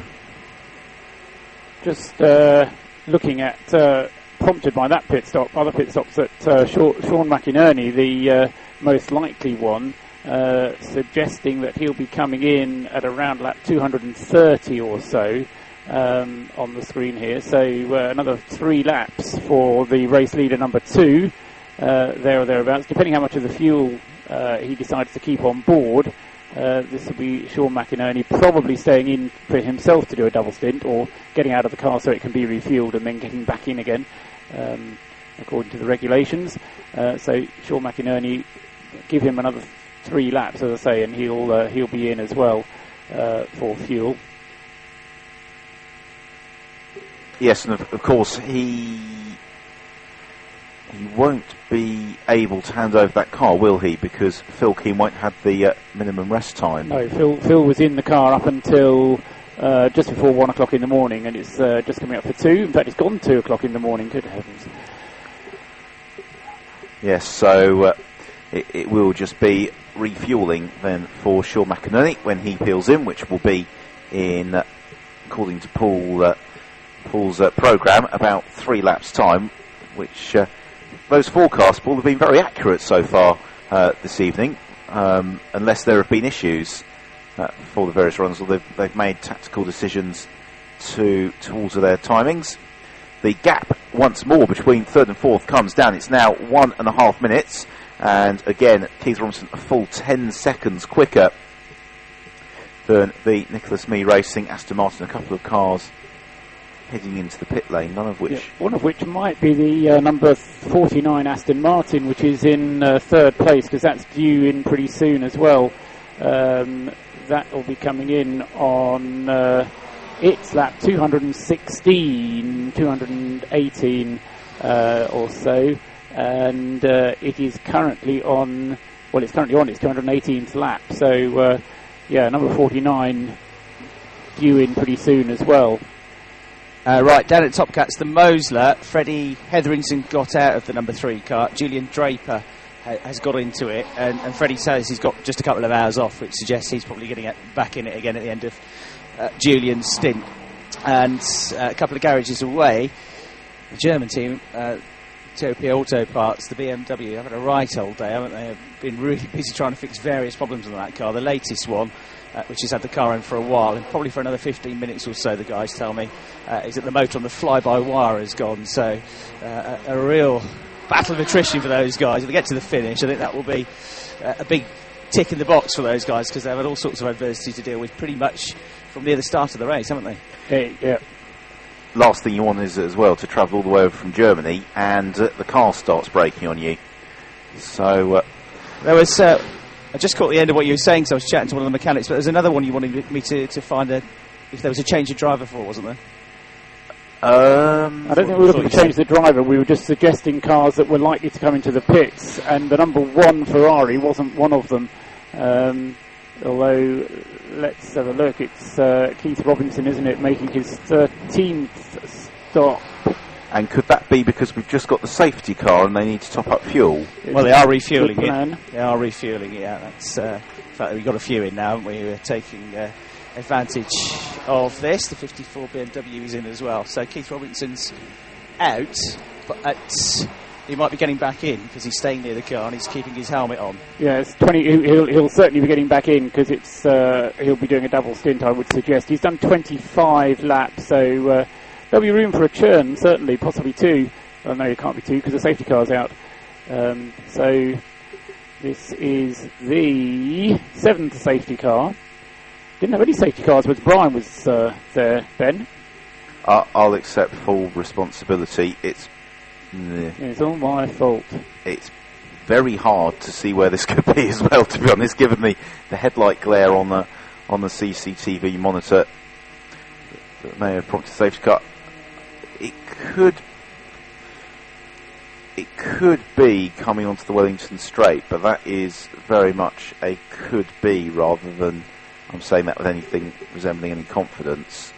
Just wait for the what we have here with the CCTV monitor, which we refer to, by the way, is a rotating shot of the closed circuit television of each corner on the circuit, and it is just enough to give us an indication of where there are stationary cars, and therefore what is driving the arrival once more of the safety car. There's also some flashing lights showing as well on the exit of Copse towards the inside of the circuit there, so it could be at Copse, it could be out onto the Wellington Straight. The rest of the circuit.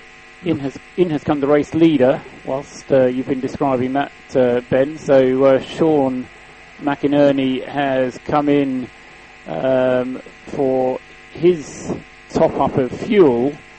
Now, he was running out anyway, so they'll easily get one tank in, and that's all he'll get, because that's all he's allowed to get. So he's now faced with the choice of, does he come in for another churn on his next lap, or does he use what he's got and go around a bit longer?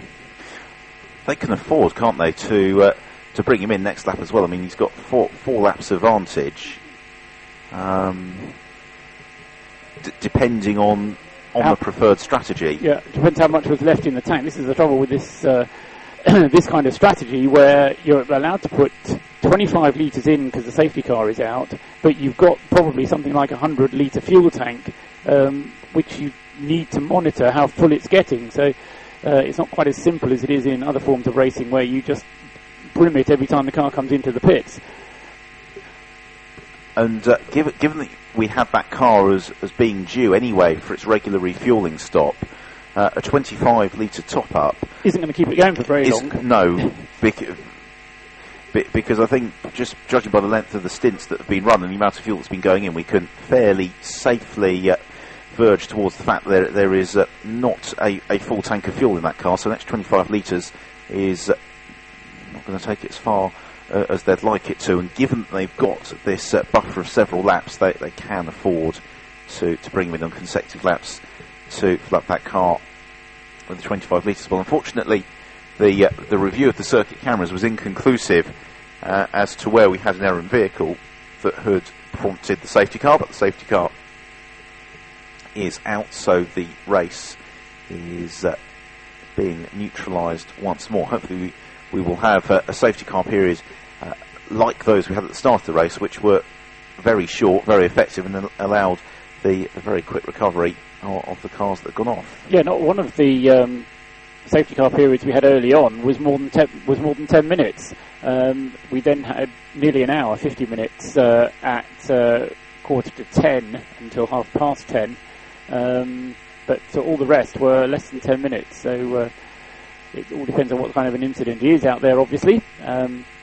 As the safety car leads them around, they'll be completing 230 laps at this point. And various of them peel off. And I'm going to have another look around on the cameras to see if there is. Okay, I'm with John, the team manager of the Lillian car, the Lillian Ferrari 430. A lot of drivers today trying to keeping their concentration through the night. Same for you guys. When the pit stop happens, it's a lot of adrenaline. Is it hard to suddenly snap back into it and be alive and get the pit stop done, full concentration? Yeah, the first few pit stops are kind of a little bit nervous, but then they just go into kind of automatic rolls. Everybody knows what they're doing. It's just trying to keep it nice and smooth and make sure it goes well. In terms of so far, we're sort of we're middle of the night now. The car seems to be running well. You're out in the lead. Any problems so far? No, a little bit of damage a car. It is a good few hours ago now, so we had to correct that. Other than that, touch wood, we're kind of running good. We're under the safety car at the moment. Any idea what's happened out there? No, we're just trying to find out off Sean at the moment to see how long the safety car is going to be out and whether we did a short fuel stop. As I say, so you're constantly having to react strategy-wise to events that you don't foresee. Yeah, we can only put 25 litres in if it's a safety car, so we're short on fuel at the moment, but we'll probably do a few short. If it's going to be a long safety car, we'll do a few short ones. And in terms of getting some fleets on that, you're going to attempt it or not? You're going to keep going? We've been every 45, every hour. It's no good. You just get a few wings, but that's about it. Fantastic. Well, thanks very much for talking to us. No problem. Speak to you later. Thanks. They've noticed a real problem with the car, which sort of had a hit somewhere in James Thorpe's session. James Thorpe just got out of the car most recently, and the front left corner has got a real whack on the suspension, and they're looking at the chassis as well, so it looks like that one's going to be inspected and might be out for a while yet. So it seems a long time ago now when he was first in the car. Dan Dennis was very quick in that machine, but so when it's gone well, it's actually been a quick car, but they've just had all sorts of frustrating problems with it. Yes, so very disappointing for them. I can also only hope that's not the car that they'll be looking to race here next weekend in the Avon Tyres British GT Championship, because it is the last thing they want, some chassis damage to that one. The Petit Le Mans race has just finished. And what has happened? Peugeot's won. The Peugeot number 8, Stefan Sarazan and Frank Montani, and I've forgotten who the third driver was, but the number 8 Peugeot, Alex Works, won the race from the Orica Peugeot, which was in second place, and the Aston Martin was third. The Aston Martin Coupe that was here, well, in fact all those three cars were here a few weeks ago, and the Audi Challenge was completely thwarted. Once the Romain Dumas Audi was clonked off the circuit by another car, it would appear, and I don't quite know what happened to Alan McNish, but that car didn't. Okay, copy that, thank you. Hugh Chamberlain, we met before the race, you were looking forward to it. We're halfway through it, you enjoying it? Well, I've had better times. It's been a bit different. We had a crash on the second lap when somebody took us out, and that caused a bit more damage than we first anticipated. We guessed. Copy that, thank you. We guessed at the suspension damage and adjusted it by eye, and it's pretty good because it's still running and it's still very quick, so we got that right. But as soon as the second driver went out, we had a complete brake failure, and the belt had come off the engine. Something on the circuit, a stone or something, got in the belt, and the belt that drives all the guards at the front of the engine, other than the motor itself, was thrashed to bits. So that was no good. So we had to. It takes a bit of time to get into the engine of that, because it's not the easiest thing. A dealer will probably take a week to do it, but it's be done in half an hour, which we managed to eventually. But then we had to sort this brake problem, and the chap had no power steering, no brakes, no nothing. And we eventually managed to jury rig it, but they went out without the ABS and without traction control, and it also controls the gear linkage, so that was a bit AWOL. And within 2 laps of getting the car out without all that stuff, and at least drivable, while we tried to think of what we could do to make it right, we got a puncture, as usual. I mean, why not? Why not have a puncture? Nothing else going on at the time, pretty boring, so we had to change that. Luckily we changed all 4 because we found a nail the size of a truck in one of the rear tyres, so that would have lasted another half a lap. So it was coming after an hour. Then we had a problem with an oil filter. An oil filter cracked. So with all your experience at 24-hour racing, this is throwing a lot at you.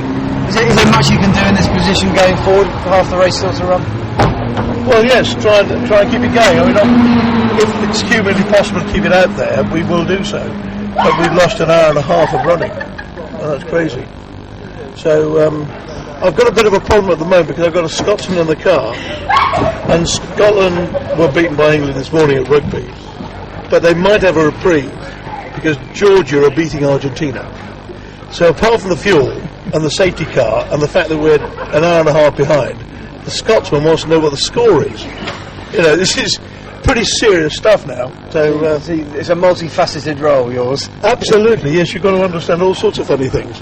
So I'm now going to try and find out whether the second half has started, and if so, what the score is. But apart from that, yeah, it's going to be a long night, isn't it? Well, after all this, all the woes, you're still smiling, Hugh. Thanks for talking to me. That's quite all right. Cheers. In helping this race really run as smoothly as possible, given that we still have the best part of 50 cars circulating, and we are well into this race. We've got 14 hours and 14 minutes left to go, so we're not quite at half race distance yet, of course, but we are now really getting into the meat of this race, with the early exchanges now well and truly behind us, and the emerging patterns for what is a very long night really here at Silverstone in October taking shape, because it's just about 2:15 in the morning now, if you've not been checking your wristwatch, and so they probably have another 4.25, 4.5 hours of darkness adventure, and then probably another half an hour after that before there can be any real confidence that it is a clear day and a naturally lit circuit. So the safety car in on this lap is yet to make any sort of appearance, though, into our view from the commentary box here. We can just about pick up the headlights of the cars in the distance, but then when they arrive into Brooklands, we can see them and follow them, or at least the headlights and the tail lights, through Brooklands and Luffield, and then once they're through there, the safety car will peel in, and the racing will get back underway. The safety car, sort of in-betweeny type of safety car period. It'll be 12, 13 minutes by the time it comes round, I suspect. So more than the other ones, but not as long as the one we had at 10 o'clock. And the safety car, as a result of that, is now 57th still in the overall classification. How many laps has it done? It doesn't say how many laps it has done. How many is it behind? It's 208 laps behind, 231 laps complete, so it's 23 laps. Right, we'll go with 23. Something of that order, and it's now on to the same lap as the number 58 Peter Fairburn Porsche, so potential to gain further places as the cars file through. Still in the pit lane is the McInerney Ferrari, so that is a little bit of a mystery, because that's been a fairly long pit stop for that one, as it has been for the Aquila. So as I say that, immediately the Ferrari leaves the pit lane. Yeah, was it being held at the end of the pit lane because the safety car was out? I think it was, because it came past me a minute ago, something like that. So yeah, it's done a double dump as well, I think, hasn't it? Been come in, put a dumping, gone around a lap, done another dump, which he's made 2 stops. So, but yeah, I think it was held at the end of the pit lane. The Aquila's gone back out. It's lost some oil. It's using a bit more than it should, but it's more precautionary. So John Martin came and he stayed in the car. It did definitely come in a bit slower than he should have compared to the other cars in terms of sticking to the speed limit, but they've topped it up with oil, taking advantage of the safety car, and they're not too concerned as it stands. No, and again, that was another car as well, Chris, that got held at the end of the pit lane, I think. Thank you for the update. So that has worked a little bit against the race leading car, although I don't think it's going to be something that's going to overly concern them. Yeah, the trouble is you have to do your pit stop of a minute and a half, and if at the end of your minute and a half the pit lane is then not open, even if you've done everything else that you need to do, you still can't get out of the pits. So it's sort of that's part of the risk, I suppose, of doing extra pit stops. So yes, you're absolutely right, Chris. The number 2 Ferrari did do 2 laps and then come in for an extra dump of fuel, as you put it, an extra churn of fuel put into it, and so that's why he is now up on 13 pit stops. And still no major dramas really to have befallen that car as yet. Obviously touching wood and crossing all fingers, but it continues to lap after the early dramas they had when the door wouldn't shut, and there are a couple of other issues. But since then, it has progressed well. Into the pit lane now has come the third placed car, which is the 49 Aston Martin, a Nicholas Mee Racing entry. And so that is into the pit lane. They've got a 2-lap advantage over the second place car in Class 3, which is the number 57 Marcos Racing Lotus Evora. So they may just well be able to hold on to the lead of Class 3, but there's a possibility they'll be shuffled down behind the Top Cats Racing Marcos and the Witt-Gamsky Ferrari. Chris? Yeah, and in terms of driver change for that Aston Martin, the Nicholas Mee number 49 car, it is Christian van Landschoot that was just in, has got out, and it's Carsten LeBlanc that now gets into the car. Okay, so Carsten LeBlanc is the driver of the 49 car. Thank you for that, Chris. We haven't really been staying perhaps as on top as we could have done here as to who's at the wheel of that car. So the wheel guns were abuzz, so hopefully that'll be a fairly quick pit stop for them, as Keith Robinson, another of the drivers who took the opportunity to peel into the pits and get an extra 25 litre top up, is there in 5th position, but potentially on this lap going to move up into 4th, because he's right on the tail of Jamie Orton in the Top Cats Racing Marcos in 4th position, in the cars in different classes. So theoretically the Ferrari should be going through fairly quickly. We'll also look to monitor the performance of the Aquila, which is now up into the top 10. So that car continuing to make progress. The reason for that being that the CTR development car has now slipped down to 13th and is 3rd overall in the Class 4 race, which is being headed up by the 89 car, which is 11th position. Also up into the top 20 now has come the 3rd of the Top Cats Racing cars, and that's the all-Japanese driver lineup in car 53 that has moved up now into the top 20 and is 3 laps adrift of the car in 19th, which is the journalist piloted Mazda Motorsports UK car 75, which is actually not too far back from the ARC Bratislava number 5 car in 18th. So Keith Robinson right on the tail of the Top Cats Racing Marcos as they complete a lap, just a quarter of a second between them. And so Robinson, you would guess, is probably going to be able to slide through on that lap. Then the gap between themselves and the 3rd placed Aston Martin, which has now emerged from its pit stop, is 2.25 minutes. So we're going to see the chase well and truly on now between the number 1 MJC Witt-Gamsky Ferrari and the 3rd placed car, number 49 Nicholas Mee Racing Aston Martin, with Carsten LeBlanc at the wheel. We know, all things being equal, that the Ferrari is going to close in and pass the Aston Martin. It's just a case of how many laps it takes him to do that, and how much fuel he gets through in the process of doing it. Into the pit lane now we have got the number 89 car, so the car that was leading Class 4 is into the pit lane for what is just their 7th pit stop of the race. So they are one of the combinations with a fairly slender number of pit stops. In terms of the cars in the top 20, and therefore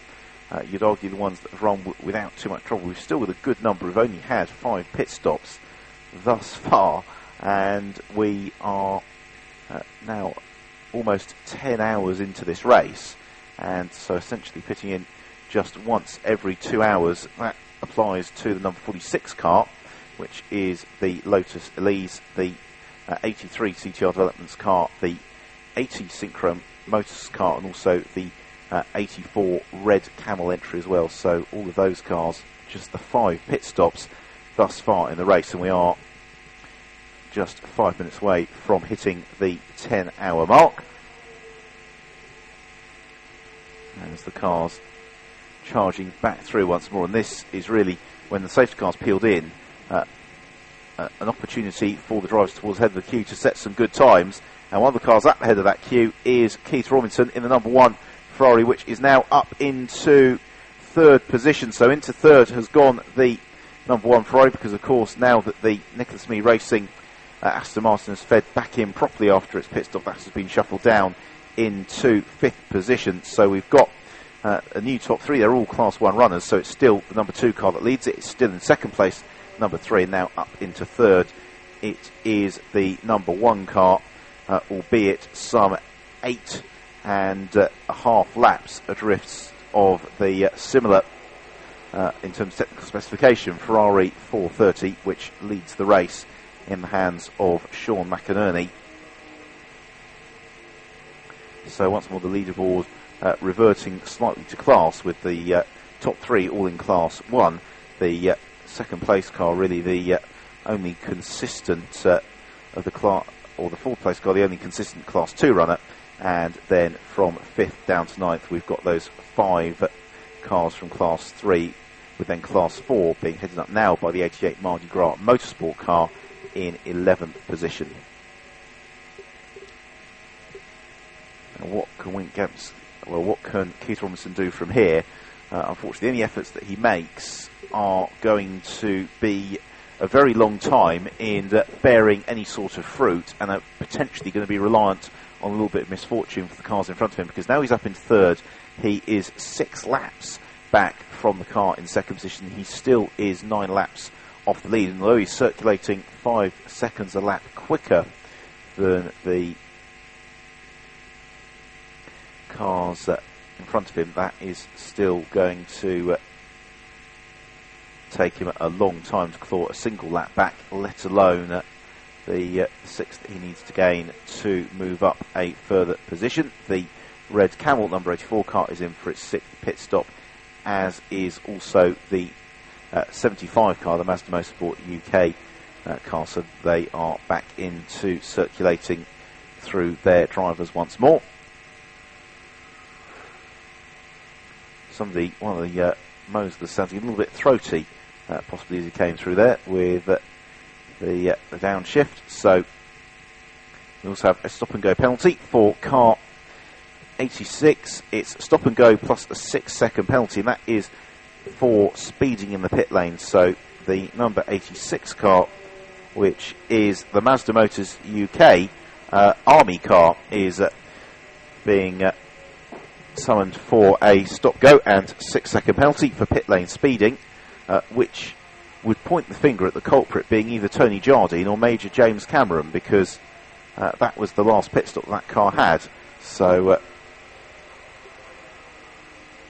they are going to stop-go penalty, which I don't think is going to have an unduly negative bearing on the race for them just yet. The 86 car currently in 37th position, but with a lapse advantage either way on the cars in 36th and 38th. We've got now the team manager of car number 7 to race control, so that is the BMW Z4, and that is still in 40th position following all the problems that they've had over the course of this race. Although that car was effectively brand new for this weekend, it hasn't raced before, so to enter it into a 24-hour race is fairly bold going, and their team manager unfortunately has just been called in to race control, so they may have committed some sort of infringement, as with a little bit more clear tracks on these quicker cars following on from the safety car period, we've seen a gradual decrement in pace, because the race leading Ferrari's just done one of its best laps for a while, 2 minutes 16.5. The Top Cats Racing Mosler also in the 2 minutes 16s, and then the third place number 1 Ferrari is in the 2 minutes 13s, and as well the 27 car, the Top Cats Racing Marcos, has lowered its pace to a 2 minute 16.6 as well. Still the quickest car on track, although not perhaps lighting up the road as he did a little bit earlier on, is the Aquila car number 6, John Martin, still in 10th position, still 19 laps off the lead. His last through of the circuit at 2 minutes 11.359. Say that, he then crosses line, does a 2 minutes 8.429, and is now within 1 3/4 minutes of the car in 9th place, which is the number 46 Elise, but then it's 3 laps for him to close down thereafter. I've just found the streaming video of It's not bad actually, considering I've got a really crappy internet connection in the box here. If you are listening on the internet, yeah, there's probably worse things to do on a Saturday night, Sunday morning than sit and watch. I think we're actually in the Aquila at the moment, heading down into the Beckett's S's. Or is it Stowe? No, we're going into Stowe now, aren't we? Into the Vale. So there's some good television viewing for us to have a look at as John Martin takes us around the circuit over the Grand Prix start-finish line and back up towards Abbey.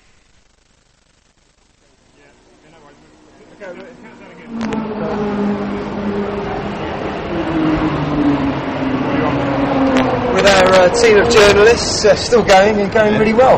Tell us a bit about your race so far, mate. Well, it's pretty uneventful so far. We've just we started 49th. It's not a fast car, but it's very light on tyres and it's light on fuel. We'll do over 2 hours on a tank of fuel. So we've just climbed up to 19th overall, and everybody's had a stint. I think we've just made our 5th drive check. No problems. No, it's just been straightforward. Kept out of trouble and run around at a normal pace. Contrary to what a lot of other guys have been talking about, if you make up that many more places in the next half of the race, you'd be winning it. Yeah, it would be. We'd be lucky. We seem to have peaked now. Actually, we sort of pushed up to sort of 16th, 17th, and it seems to hover around the late teens. And unless the fast stuff has bigger problems, I think that might well be where we end up. Well, let's hope so. It's probably not the place to go, I suppose. You guys are used to obviously writing about cars and motorsport for some of you. This isn't the first 24 that you've done. No, I've done. All of the team have done a bit of racing. I did this race 3 years ago in an Aston, and we did really well. So we finished 3rd overall. But it was the same deal. We just stayed out of trouble, and there was a massive safety car at the start. We just cruised around in 6th gear, used no fuel. But I think the key seems to be spend as little time as possible standing still, and there is quite a lot going on out on the circuit. I spoke to a marshal earlier. I said, how's it going? He said, yeah, we're quite busy. I mean, this event it's been running for a few years now. I mean, it seems this year, particularly, the weather's been very kind, but it does seem like it's really growing each year. Yeah, it does, doesn't it? And it was really busy on the sort of grid walk and everything else. And I'm sure the weather's helped, but it seems to be getting a bit of popularity as well with sort of car clubs and websites coming and camping and things as well. In this weather it's great. Who would have thought 1st of October you'd be strolling around in shirt sleeves at this time? I quite happily camping in Northamptonshire. It's like a little Le Mans magic has come home. It really is. Next half of the race, are you hoping to make up more places, or are you thinking you can sort of let your eyes be happy with the top 20? Yeah, I mean, we're not going to chase times and places. I think we'll just carry on. The guys want to do a sort of 2-minute 40 lap time, which is doable even on sort of worn tyres and if you feel a bit tired. So if we just keep doing that, and then we'll, hopefully other people will fall off around us, and we'll just stay plodding through. Thank you for talking to us. Have a great second half of the race. Thanks very much. My pleasure. Not quite sure how far that was down, but I think by the end of the race, the top 10 is realistic for that car. It's currently in 17th place, and will be taking 16th on this lap. I wouldn't be surprised. And there's also an effort probably to get the final podium position, isn't there, in Class 2, because there's several cars in the pits, and if any of those can be repaired and sent out to run for the remaining, well, probably 13, 12 hours, it'd be enough to get the car classified and get them onto the podium for Class 2. So a little bit of work still to be done in the garages. I've changed your mind on this stream. I think it's the Top Cat's Mosler that we've got, and he's got the Aquila just behind him. So I'm trying to work out how much of a delay there is, because even though it comes past me, I think those lights behind are the Aquila. Have you already worked out who this is? And this is just my me being slow here, or have you? No, I'm looming over your laptop as well. Just trying to. I do like the multiple camera angles, though. It's particularly pleasing to see the driver at work behind the cockpit as well. Yeah, you just need another one on his feet, don't you? So you got one on his body and one on his feet, and one out of the rear view mirror. there's a fantastic clip online of a driver doing the heel and toe in an old Porsche 955. We're running up in the middle of the night. We're just talking a few problems, but the car seems to be running well. What issues you've had? The car is running beautifully. The seat has actually been an issue. It's fallen out 3 times.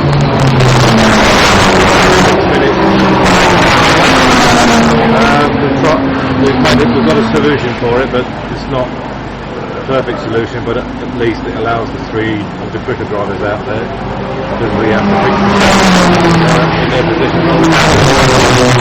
And that's just hope for the best. Oh man, is that a problem? It is for me, yeah. Believe it as it is, and they're doing their longer stints so that we don't have to keep making adjustments and saving manually. You're a fair way behind, but you're making inroads. Do you think you can still win this thing?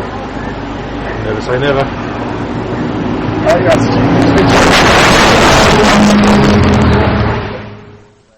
are 6 laps ahead of the Piranha Motorsport car behind it, and they're giving away 9 laps to the car in front of it, so they're not going to gain or lose anything. Well, they're certainly not going to gain as well to stop and go penalty, but they're not going to lose anything either. The Aquila went through again whilst we were seeing the interview with. Oh no, we've got the Aquila coming into, or whatever it is. We've got the TV camera car is coming into the pit lane, so we can pick it out. Would that be the number 4 Mosler? Question mark. It's a bit yellow to me. Now it's in the pit lane. Or is that just the Britcar window sticker? Oh yes, no, you're probably right.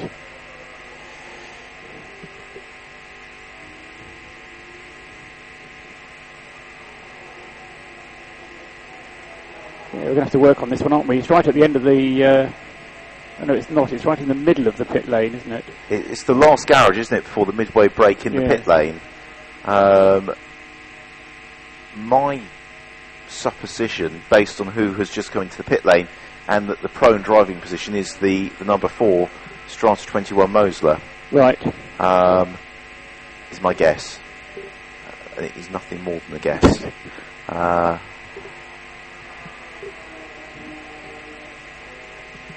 Right, I'll live with that one. Yes, we'll go with that, because all the other cars that are still circulating are in the pits are suspiciously Seat or Smart shaped, and that driving position is not the driving position you associate with the Smart for 4. So we now have the team manager of car 77 that is being invited over to race control. So that is the Dave Cox BMW, and again they have had a fairly torrid time of it really, and have still got themselves up into 25th position, but with 13 pit stops along the way for them. And I think the Aquila still has another place or 2 to make up, doesn't he? Because he'll get one on this lap, I think, when he comes round, and that'll put him up into 9th, unless I've missed something. And then give him a couple of laps and he should get 8th place. Just looking across to Luffield to see if that's the Aquila coming through. No, I don't think it is just yet. I think we'll have a few moments more, but he should go through on this lap, John Martin, and move up into 9th position. And some news from Chris Hartley in the pit lane. Just some confirmation. I think you're right about the onboard camera car. It is the number 4 Mosler. That is the one that's parked up last garage before the bridge, and it's just gone back out. I was going to say, is it now moving again? It is, yeah, exactly. There you go. It's pretty spot on. He's just turned right and he's just gone ahead of you, so about to rejoin the circuit. Excellent news. So thanks for the ego massage there, Chris. So thank you to Chris Hartley there for confirming that, and that also from the stream would appear to have been a relatively routine pit stop as well. So good to see. Admittedly, now well down the order, of course, the Strauss 21 Mosler beginning to circulate with some of the form that was showing earlier on. So that car is in 30th position. The top 20 is going to be a big ask because they're 20 laps away from 20th position, which is going to be a little bit of a challenge, but given the pace of that car and given the amount of time we've got left in the race, it's still not entirely out of the question. We have just had a personal best lap of the race posted by the 54 car, the Clint Bardwell BMW, which has just done its best lap, a 2 minutes 21.466, and so they've clearly been able to find a clear lap from somewhere in the night and enjoying the cooler temperatures, been able to post their best, and it's actually been enough to potentially, if the Smarts for You Racing Smart stays in the pit lane, possibly bump it up a position into 33rd place as well. So despite the adventure earlier on into the Gravel Trap at Luffield, 54 car now beginning to find its pace once more, and it's just done its best lap of the race. Another very strong lap there from Sean McInerney, a 2 minutes 16.050. The Top Cats Racing Moser follows it through, a 2 minutes 17.3. And so for Keith Robinson, this is going to be hugely frustrating. I agree with you, Paul, that number one car is going to really struggle to gain any places based on on-track action alone. They're going to have to benefit from something taking a look at it in the pit lane, or something going wrong on the two cars in first and second in the race to move any further up the order, because Keith Robinson present is a second lap quicker than the race leader and 2 seconds lap quicker than the car in second place. Yeah, it just doesn't have the pace, does it, to have any flexibility around what it's going to do. So no, they have to live with that for the moment. The Aquila was moved up into 9th place, as we thought it might. But that's now going to be as far as it gets for a few laps. Currently 10 seconds a lap faster than the car in front of it, but the car in front of it is 3 laps up the road. So that's going to take him about an hour before he gets. In fact, it's going to take him an hour and a half before he can do anything about that. But as I say, with not even halfway through the race yet, so there's still plenty of time for that to happen. And Chris, I think, may have some news from the pit lane. Well, just to let you know, the other, if you're watching the stream, the other car that's giving a strong onboard signal, I think they had 4 at the start, but there are 2 that are giving strong signals still. The Mosley we've pointed at, but Joe Carr, who's producing the online stream, just give me a quick call. So the other one that you'll get pictures from is the MJC Ferrari, the number 1 car. So that's one to watch. And just to paint a picture down here, it's getting to that stage now where some of the mechanics and the teams are trying to get a bit of downtime. And we talk about the drivers getting rests in between their driver stints. The mechanics can't ever really do that. They do. Some of them work a bit of a rota basis if the team's big enough. But in a lot of the garages now, you've got mechanics sleeping in chairs or trying to just get a bit of shut-eye. But they're all suited up and ready to go still. There's a few airbeds in the garages. There's a few mechanics lying on the floor with rolled-up race suits to use as pillows. But they're all on standby in case they need to be. So these guys can never really get that much of a proper break. And for some of them that had problems after practicing qualifying, I've spoken to some of the guys that didn't really get much sleep on Friday night either. So we think about the hard work for the drivers, but really it's the guys in the garages that put this superhuman effort in. And across the course of 2 or 3 days, the entire 2 or 3 days, they might only get 4 or 5 hours sleep. So it's a mammoth effort from these guys just to keep these cars running, and they never really, as I say, get a proper break. I remember years ago when I was working with a team in.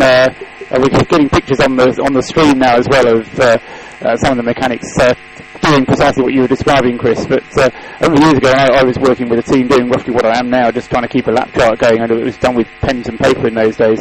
But one of the mechanics was telling me that he'd just been lying down, and in his kind of sleepiness, he dreamt that the car had come in, they'd gone out, they'd put wheels on it, they'd sent it on its way, but they'd forgotten to refuel it, and he came rushing out of the garage saying, we've not refueled it. And the team manager had to go and tell him to sit down because his car's not been in, sit down. And it's this kind of, as I say, this state that you get into with the tiredness. The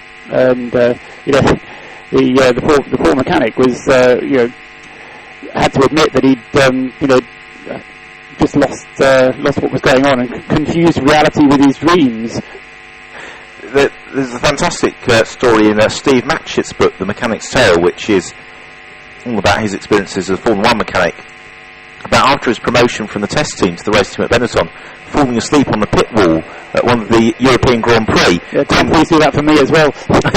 Doing the pit wall, because he'd been up. This was obviously pre-curfew, pre-sealed engine days. This was change the engine 3 times a weekend time, rebuild the car 3 times a weekend time, never even leaving the garage. And once the race was underway, the mechanics were shattered, and he just fell asleep whilst holding out the pit board on the pit wall, despite the noise, despite everything. Yeah. It's the most race he's had all weekend.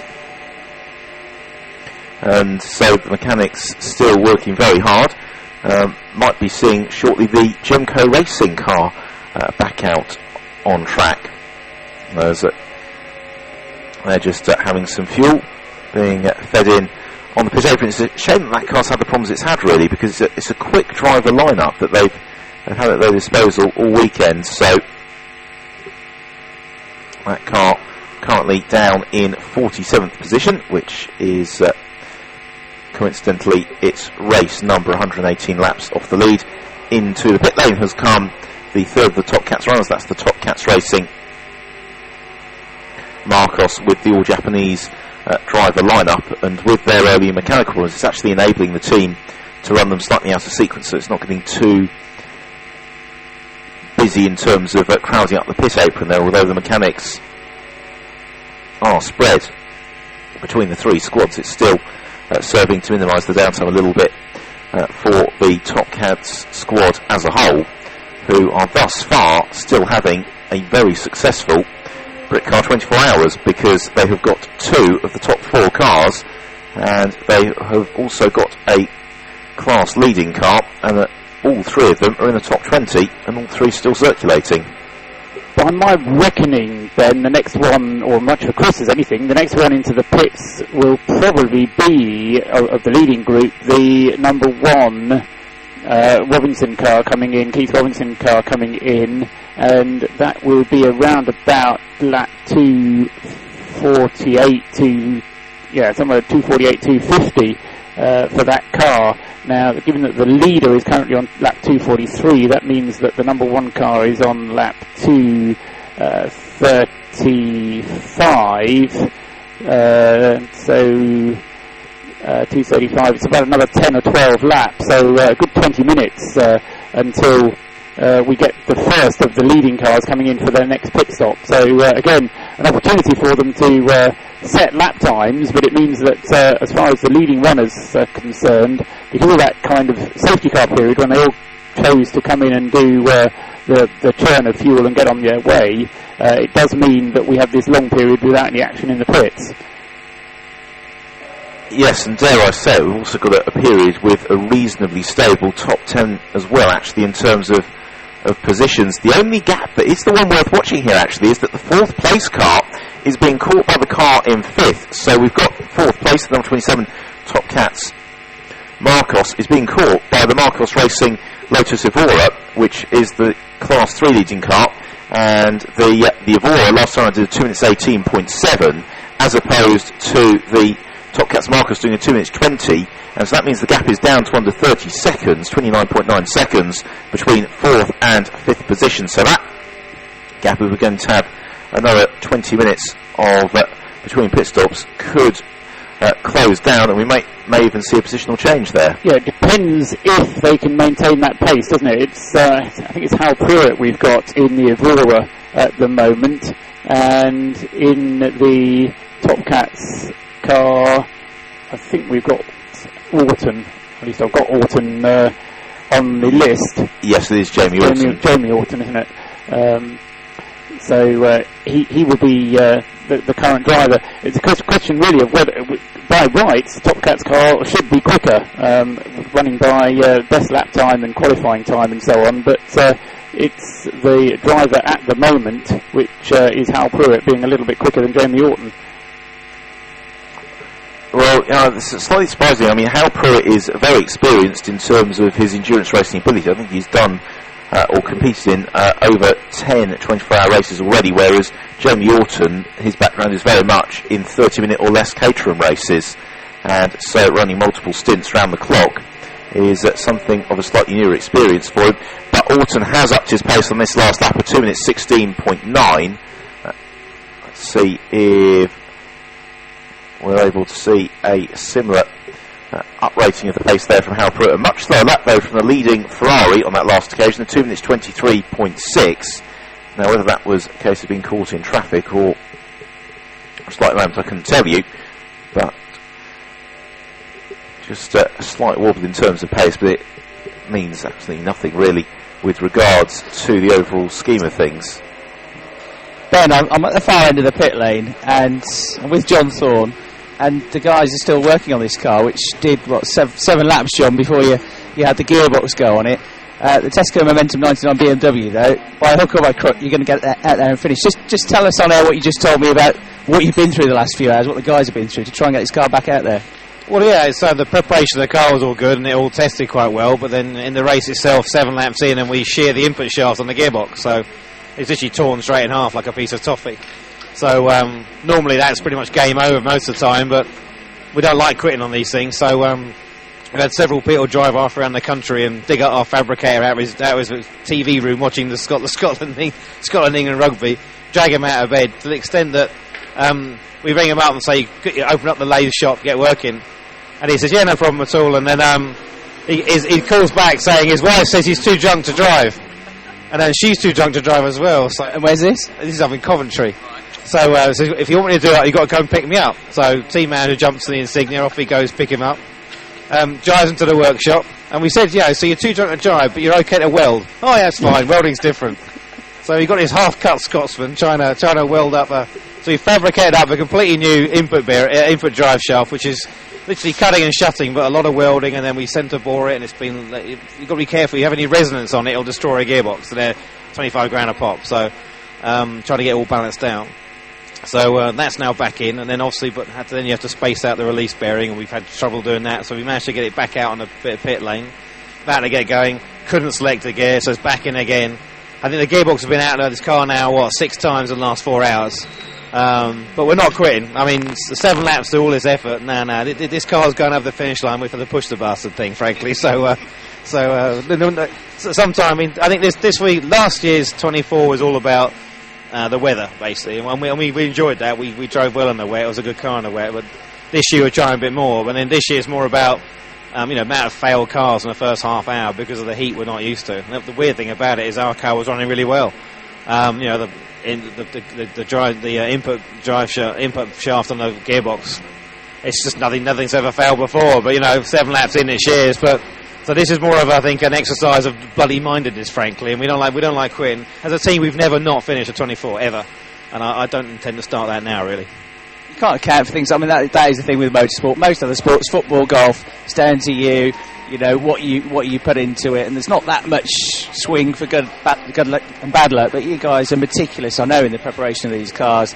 But mechanical components fail, and there are many on a car, and whatever you do as a driver, as a team, you've always got those elements pretty much stacked against you, really. It's against the odds when you do get a result sometimes. Yeah, I mean, they always say you make your own luck, and I suppose I ascribe to that to some extent. I mean, the preparation you put into the car is weeks of effort, and it's tens of thousands of pounds, and you can go in and, a few laps in and something breaks, never break before. I mean, there are factory teams here that have gone home before we have. And our general view in life is that whilst you do make your own luck, at the same time, fortune favours the brave. So there's a good 10-man crew here working their nuts off to get this done. No one's done any more than 5 seconds worth of downtime in the last 24 hours already, and we're not even halfway through the race yet. So it's funny, you look around the faces, there's not a single person who wants to quit, not one. It's a massive shame because, you said the car looked like it was going to run well, and, before the event, you're probably thinking of, looking for a class podium, I would have thought. Yeah, well, we planned the whole thing. I mean, last year we only had 3 drivers, and one of those had no experience of driving on 24, so we suffered. It made it a difficult event for us. I mean, last year we lost something like 26 laps in penalties, for drive-through penalties or, pit lane errors. So it's our fault. And this year we planned it quite meticulously. We wanted to qualify in the early 20s. We qualified 22nd. That was planned. We set the car up with 5 drivers with varying ability. We set the car up to be literally as benign as possible. Had a day in a wind tunnel, just basically read all the aero on it, so that literally you could jump in the car and literally drive it at 85% all day. And that was the intention. We planned it as being one of those little, careful, not the fastest car on the circuit, but over 24 hours the fastest car on the circuit. And we were looking for a podium. There's no denial of that one. And our lap times, we were the quickest time with like 2:19, 2:20s. We were targeting between a 2:23 and 2:24 average lap time, which would have put us nicely in Class 2 in terms of times. But we didn't get a chance to show it. Really, is the answer.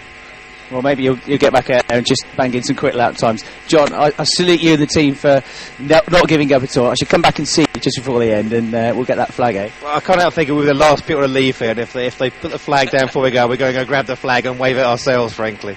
John, thanks for your time. No problem, cheers. Thanks very much, John Thorne there, and that car, by hook or by crook, you will see it back out there on the track. Next door in the garage there, I'm afraid one car that will not be going back out there is the number 28 GTF Cigaris. That had a second gearbox go. It's also had a misfire, so I'm afraid that they're out of spares now, so the GTF won't be taking any further part in the race.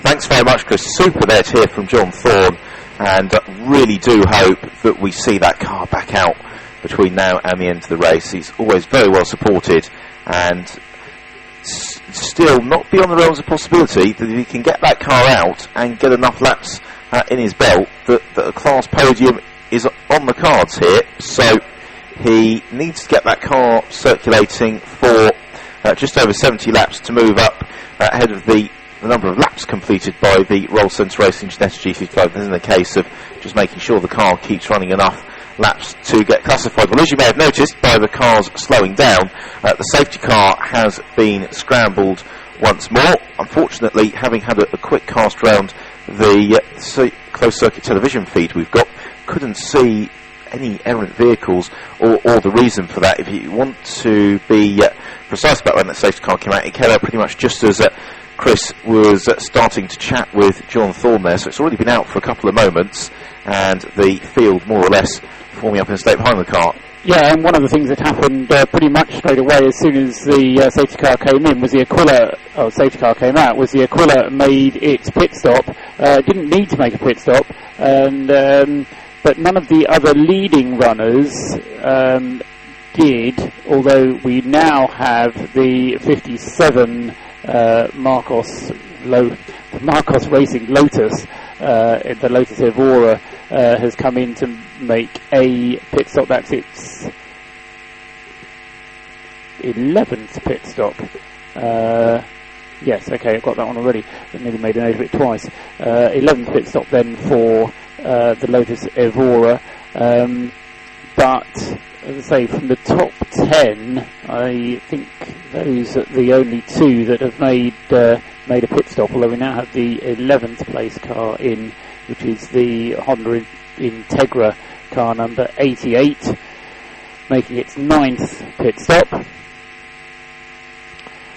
And see, that's very interesting. Now from the video stream we can see the queue that forms at the end of the pit lane as the Mosler for the in-car has to stop there.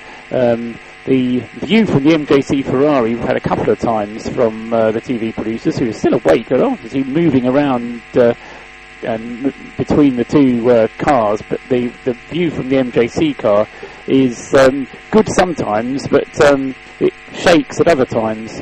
But it's good to be able to see both views. Camera's not connected to the seat runners, is it? Then if it's shaking on the MJC Ferrari. Yes. It's cemented in. There you go. It's out there at the moment, following the safety car. And that's quite interesting as well, because it was only a few moments ago we had the number 4 Mosler in for fuel, and it's already been straight back in for another top-up, so... Yeah, I think there's kind of a mentality that what a lot of teams do as well is to, rather than working out what the best strategy for your car is and sticking to it, they kind of look at who the competition is and just do whatever the other car does. on the grounds that we can't go wrong as long as we do what they do, because then we can beat them at their own game. And certainly that was going on to a large extent last year with the battle that was going on between the Jet Alliance Porsche and the MJC Ferrari, to the point where it could well be argued that sometimes mistakes on the strategy were made purely because they were just copying each other. And sometimes you have to work out a plan for yourself and then stick to it. But then it's kind of taking on a big responsibility then.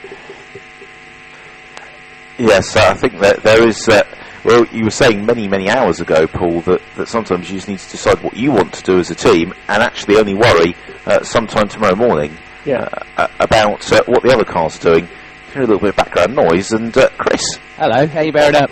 Yeah, enjoying myself thoroughly, actually. It's a very lively race, and there's just something about a race going through the night, isn't there, that's really very special, particularly, I imagine, for you in the pit lane. As you say, the team's just beginning to hit that wall of tiredness. Yeah, but you get that real sense of camaraderie, I think, at this time of night, and everybody's sort of trying to will each other through the night. I think, for me, I've not done the Britcar 24-hour before, but I've been out to Spa, I didn't go this year, but for 6 or 7 years to film the 25-hour Fun Cup, and spend a lot of time in the pit lane there.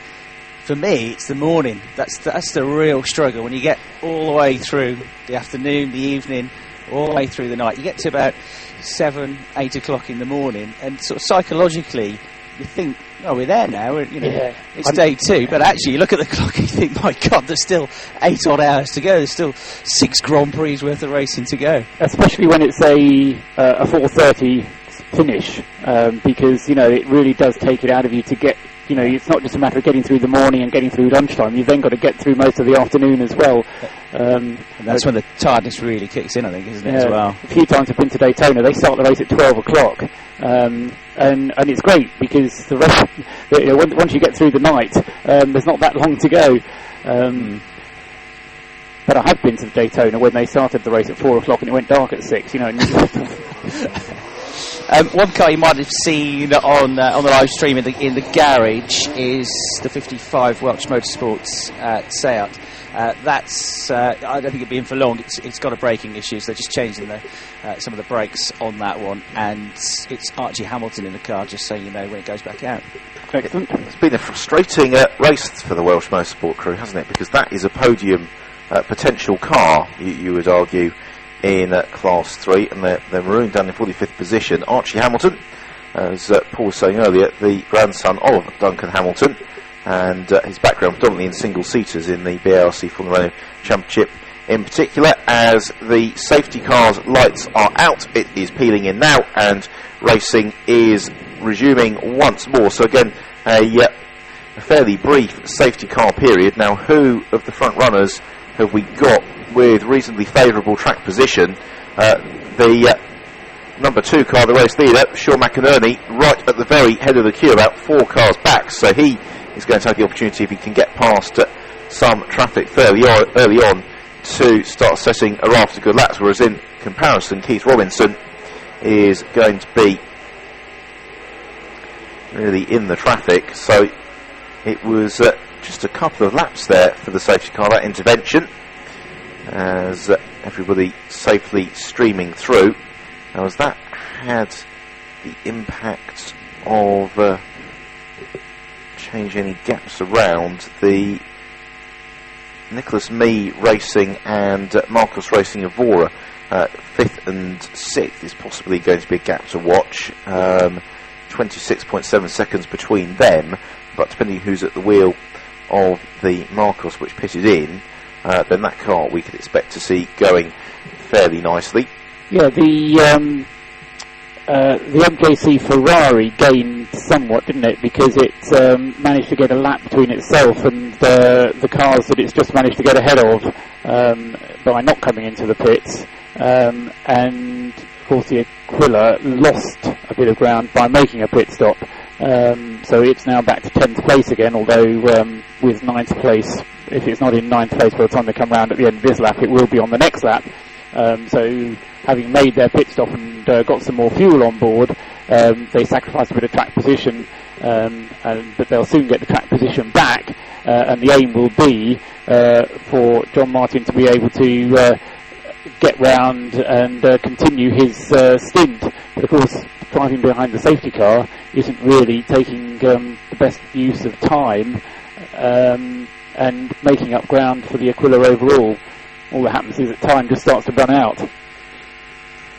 Yes, that Aquila seems unable to make that move up from 10th position stick, doesn't it? Because every time it goes up into 9th, then it peels into the pit lane. Yeah, I mean, it's their own choice, you know. I mean, as I say, the MJC Ferrari chose not to do the pit stop during the safety car interval, although there's now a flurry of cars into the pits as the safety car has withdrawn. One of those, I believe, is the race leader. Yes, it is. Well spotted. So Sean McInerney peels into the pit lane, and is that going to be turned over to Phil Keane, or is it going to be to top Sean up for another stint? It's 250 laps, isn't it? So we'll find out. We've also got in the Top Cats Racing Marcos, so Jamie Orton is in. And also, the Aquila is back in again, would you believe? So, John Martin back into pit lane. So, we've got 3 of the top 10 cars that have come into pit lane. Yeah, it's what it is. It's Sean McInerney running out of time, isn't it? Because he was in... he was in just before 1, and it's now just after 3. So, he's done a little bit over 2 hours. He's done 2 hours and 10 minutes or so. So, he's still got time if he wants it.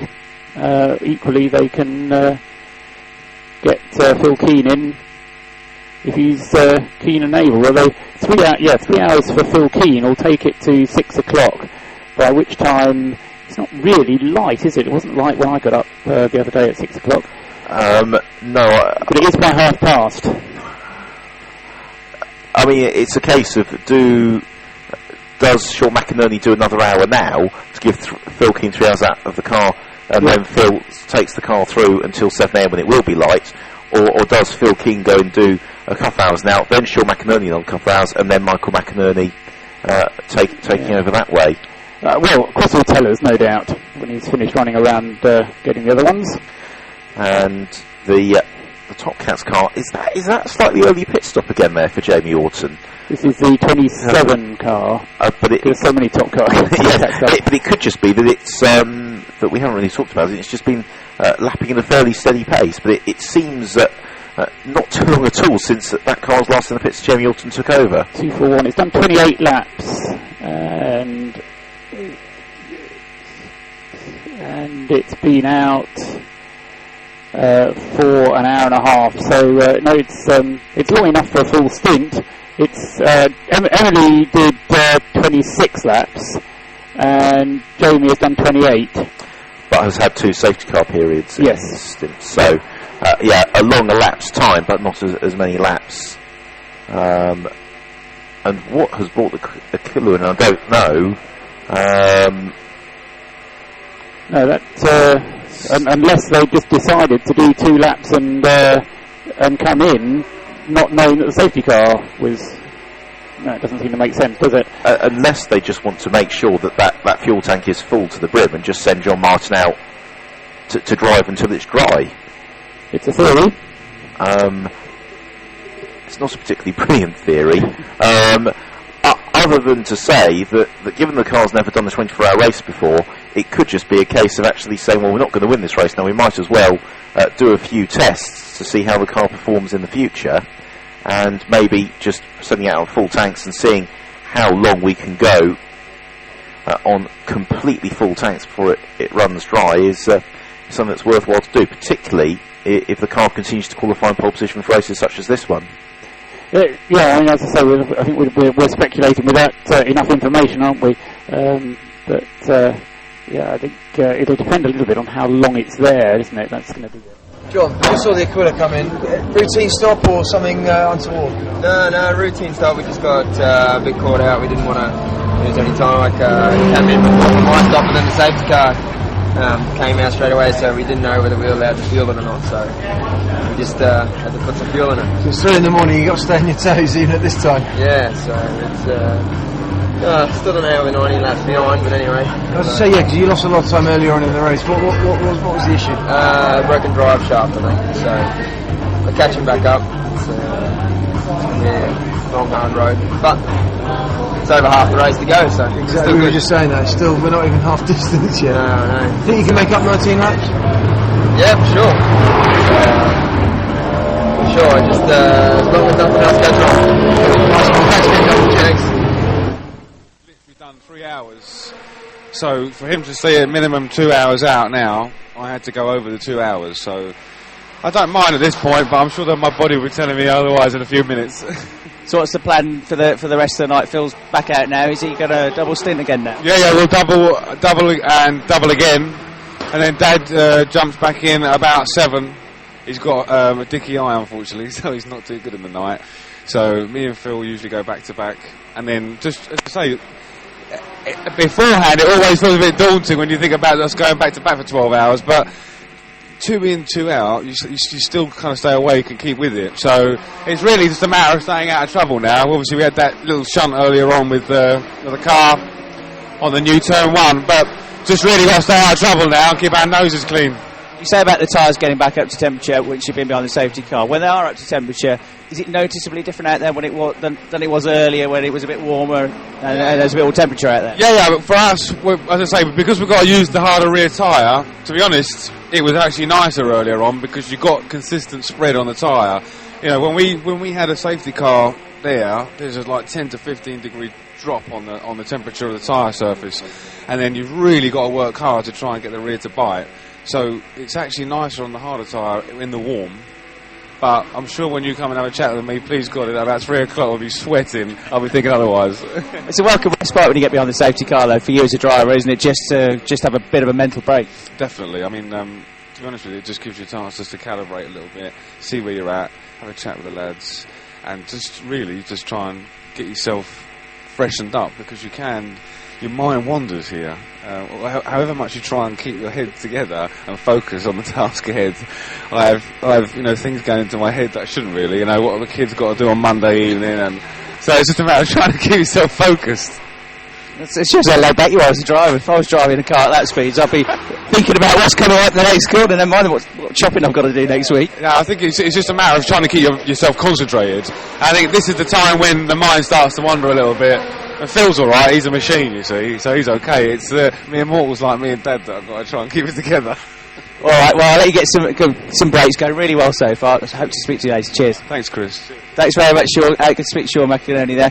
Just to let you know as well, the 59 Aston Martin, you might get some pictures from that now, because they're struggling with the feed from that car when it's out on the track, but it's in the garage at the moment.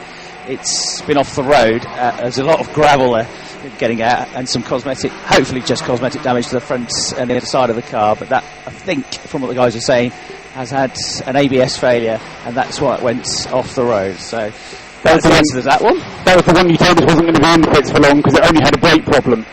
The problem was that it had a brake.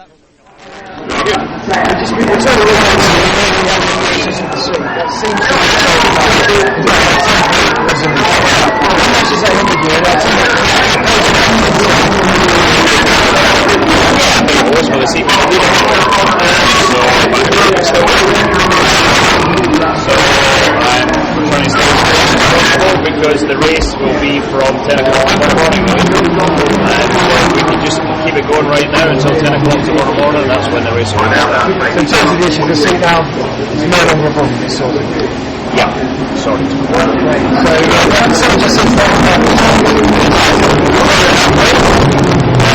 And right now, finished Puri Le Mans as well. We've just confirmed at Puri Le Mans as Aston Martin, so perfect. Good, so you're in good spirits about to go to the car. Definitely. But it's up to you in about 3 or 4 hours' time. It's going to 375, and so that car's up to its pace, although slightly disappointingly for them, so is Keith Robinson, and Keith Robinson in fact was half a second quicker, so although Robinson is not really making any profound inroads into the 5 lap deficit, he's got to chase down. At least he's making the point to the Top Cat squad that they can't afford to relax, because the number 1 Ferrari will be there to pounce. Across the line now goes Robinson. What sort of lap time has he done this occasion? 2 minutes 16.4, so all the time that he gained on the previous lap he's now given away on this occasion. Just wondering, or we'll find out next time round, whether John Martin has stayed behind the wheel of the Aquila or whether they have gone for a driver change. We've also got into the pit lane as well now the 10th place car, which is the number 46 Elise. So that is into pit lane, as is the number 5 Porsche, the ARC Bratislava car. So now up to 16th, the Bratislava car. So it's making up places slowly, Ben. It really is. It was, thinking back to last year when the Azteca Porsche in the same class came through, I think it was 3rd in the race overall, having just consistently set the laps all race long and not really looked likely to be a podium contender until the final few hours. Thought that we might be looking at something similar from the ARC Bratislava car in the early stages. Unfortunately, it's proved not to be, and has got a little bit too much ground to make up. Now in 14th position that car has come through, following from a couple of pit stops ahead of it. So it was in 14th, it's now back into 15th, as the Synchro Motorsport number 80 car is into the pit lane as well. So they have just started their 6th pit stop of the race, and Chris has some news from the pit lane. No concerns down at Chamberlain with the Aquila. They had put 25 litres in behind the safety car, went out and came back in.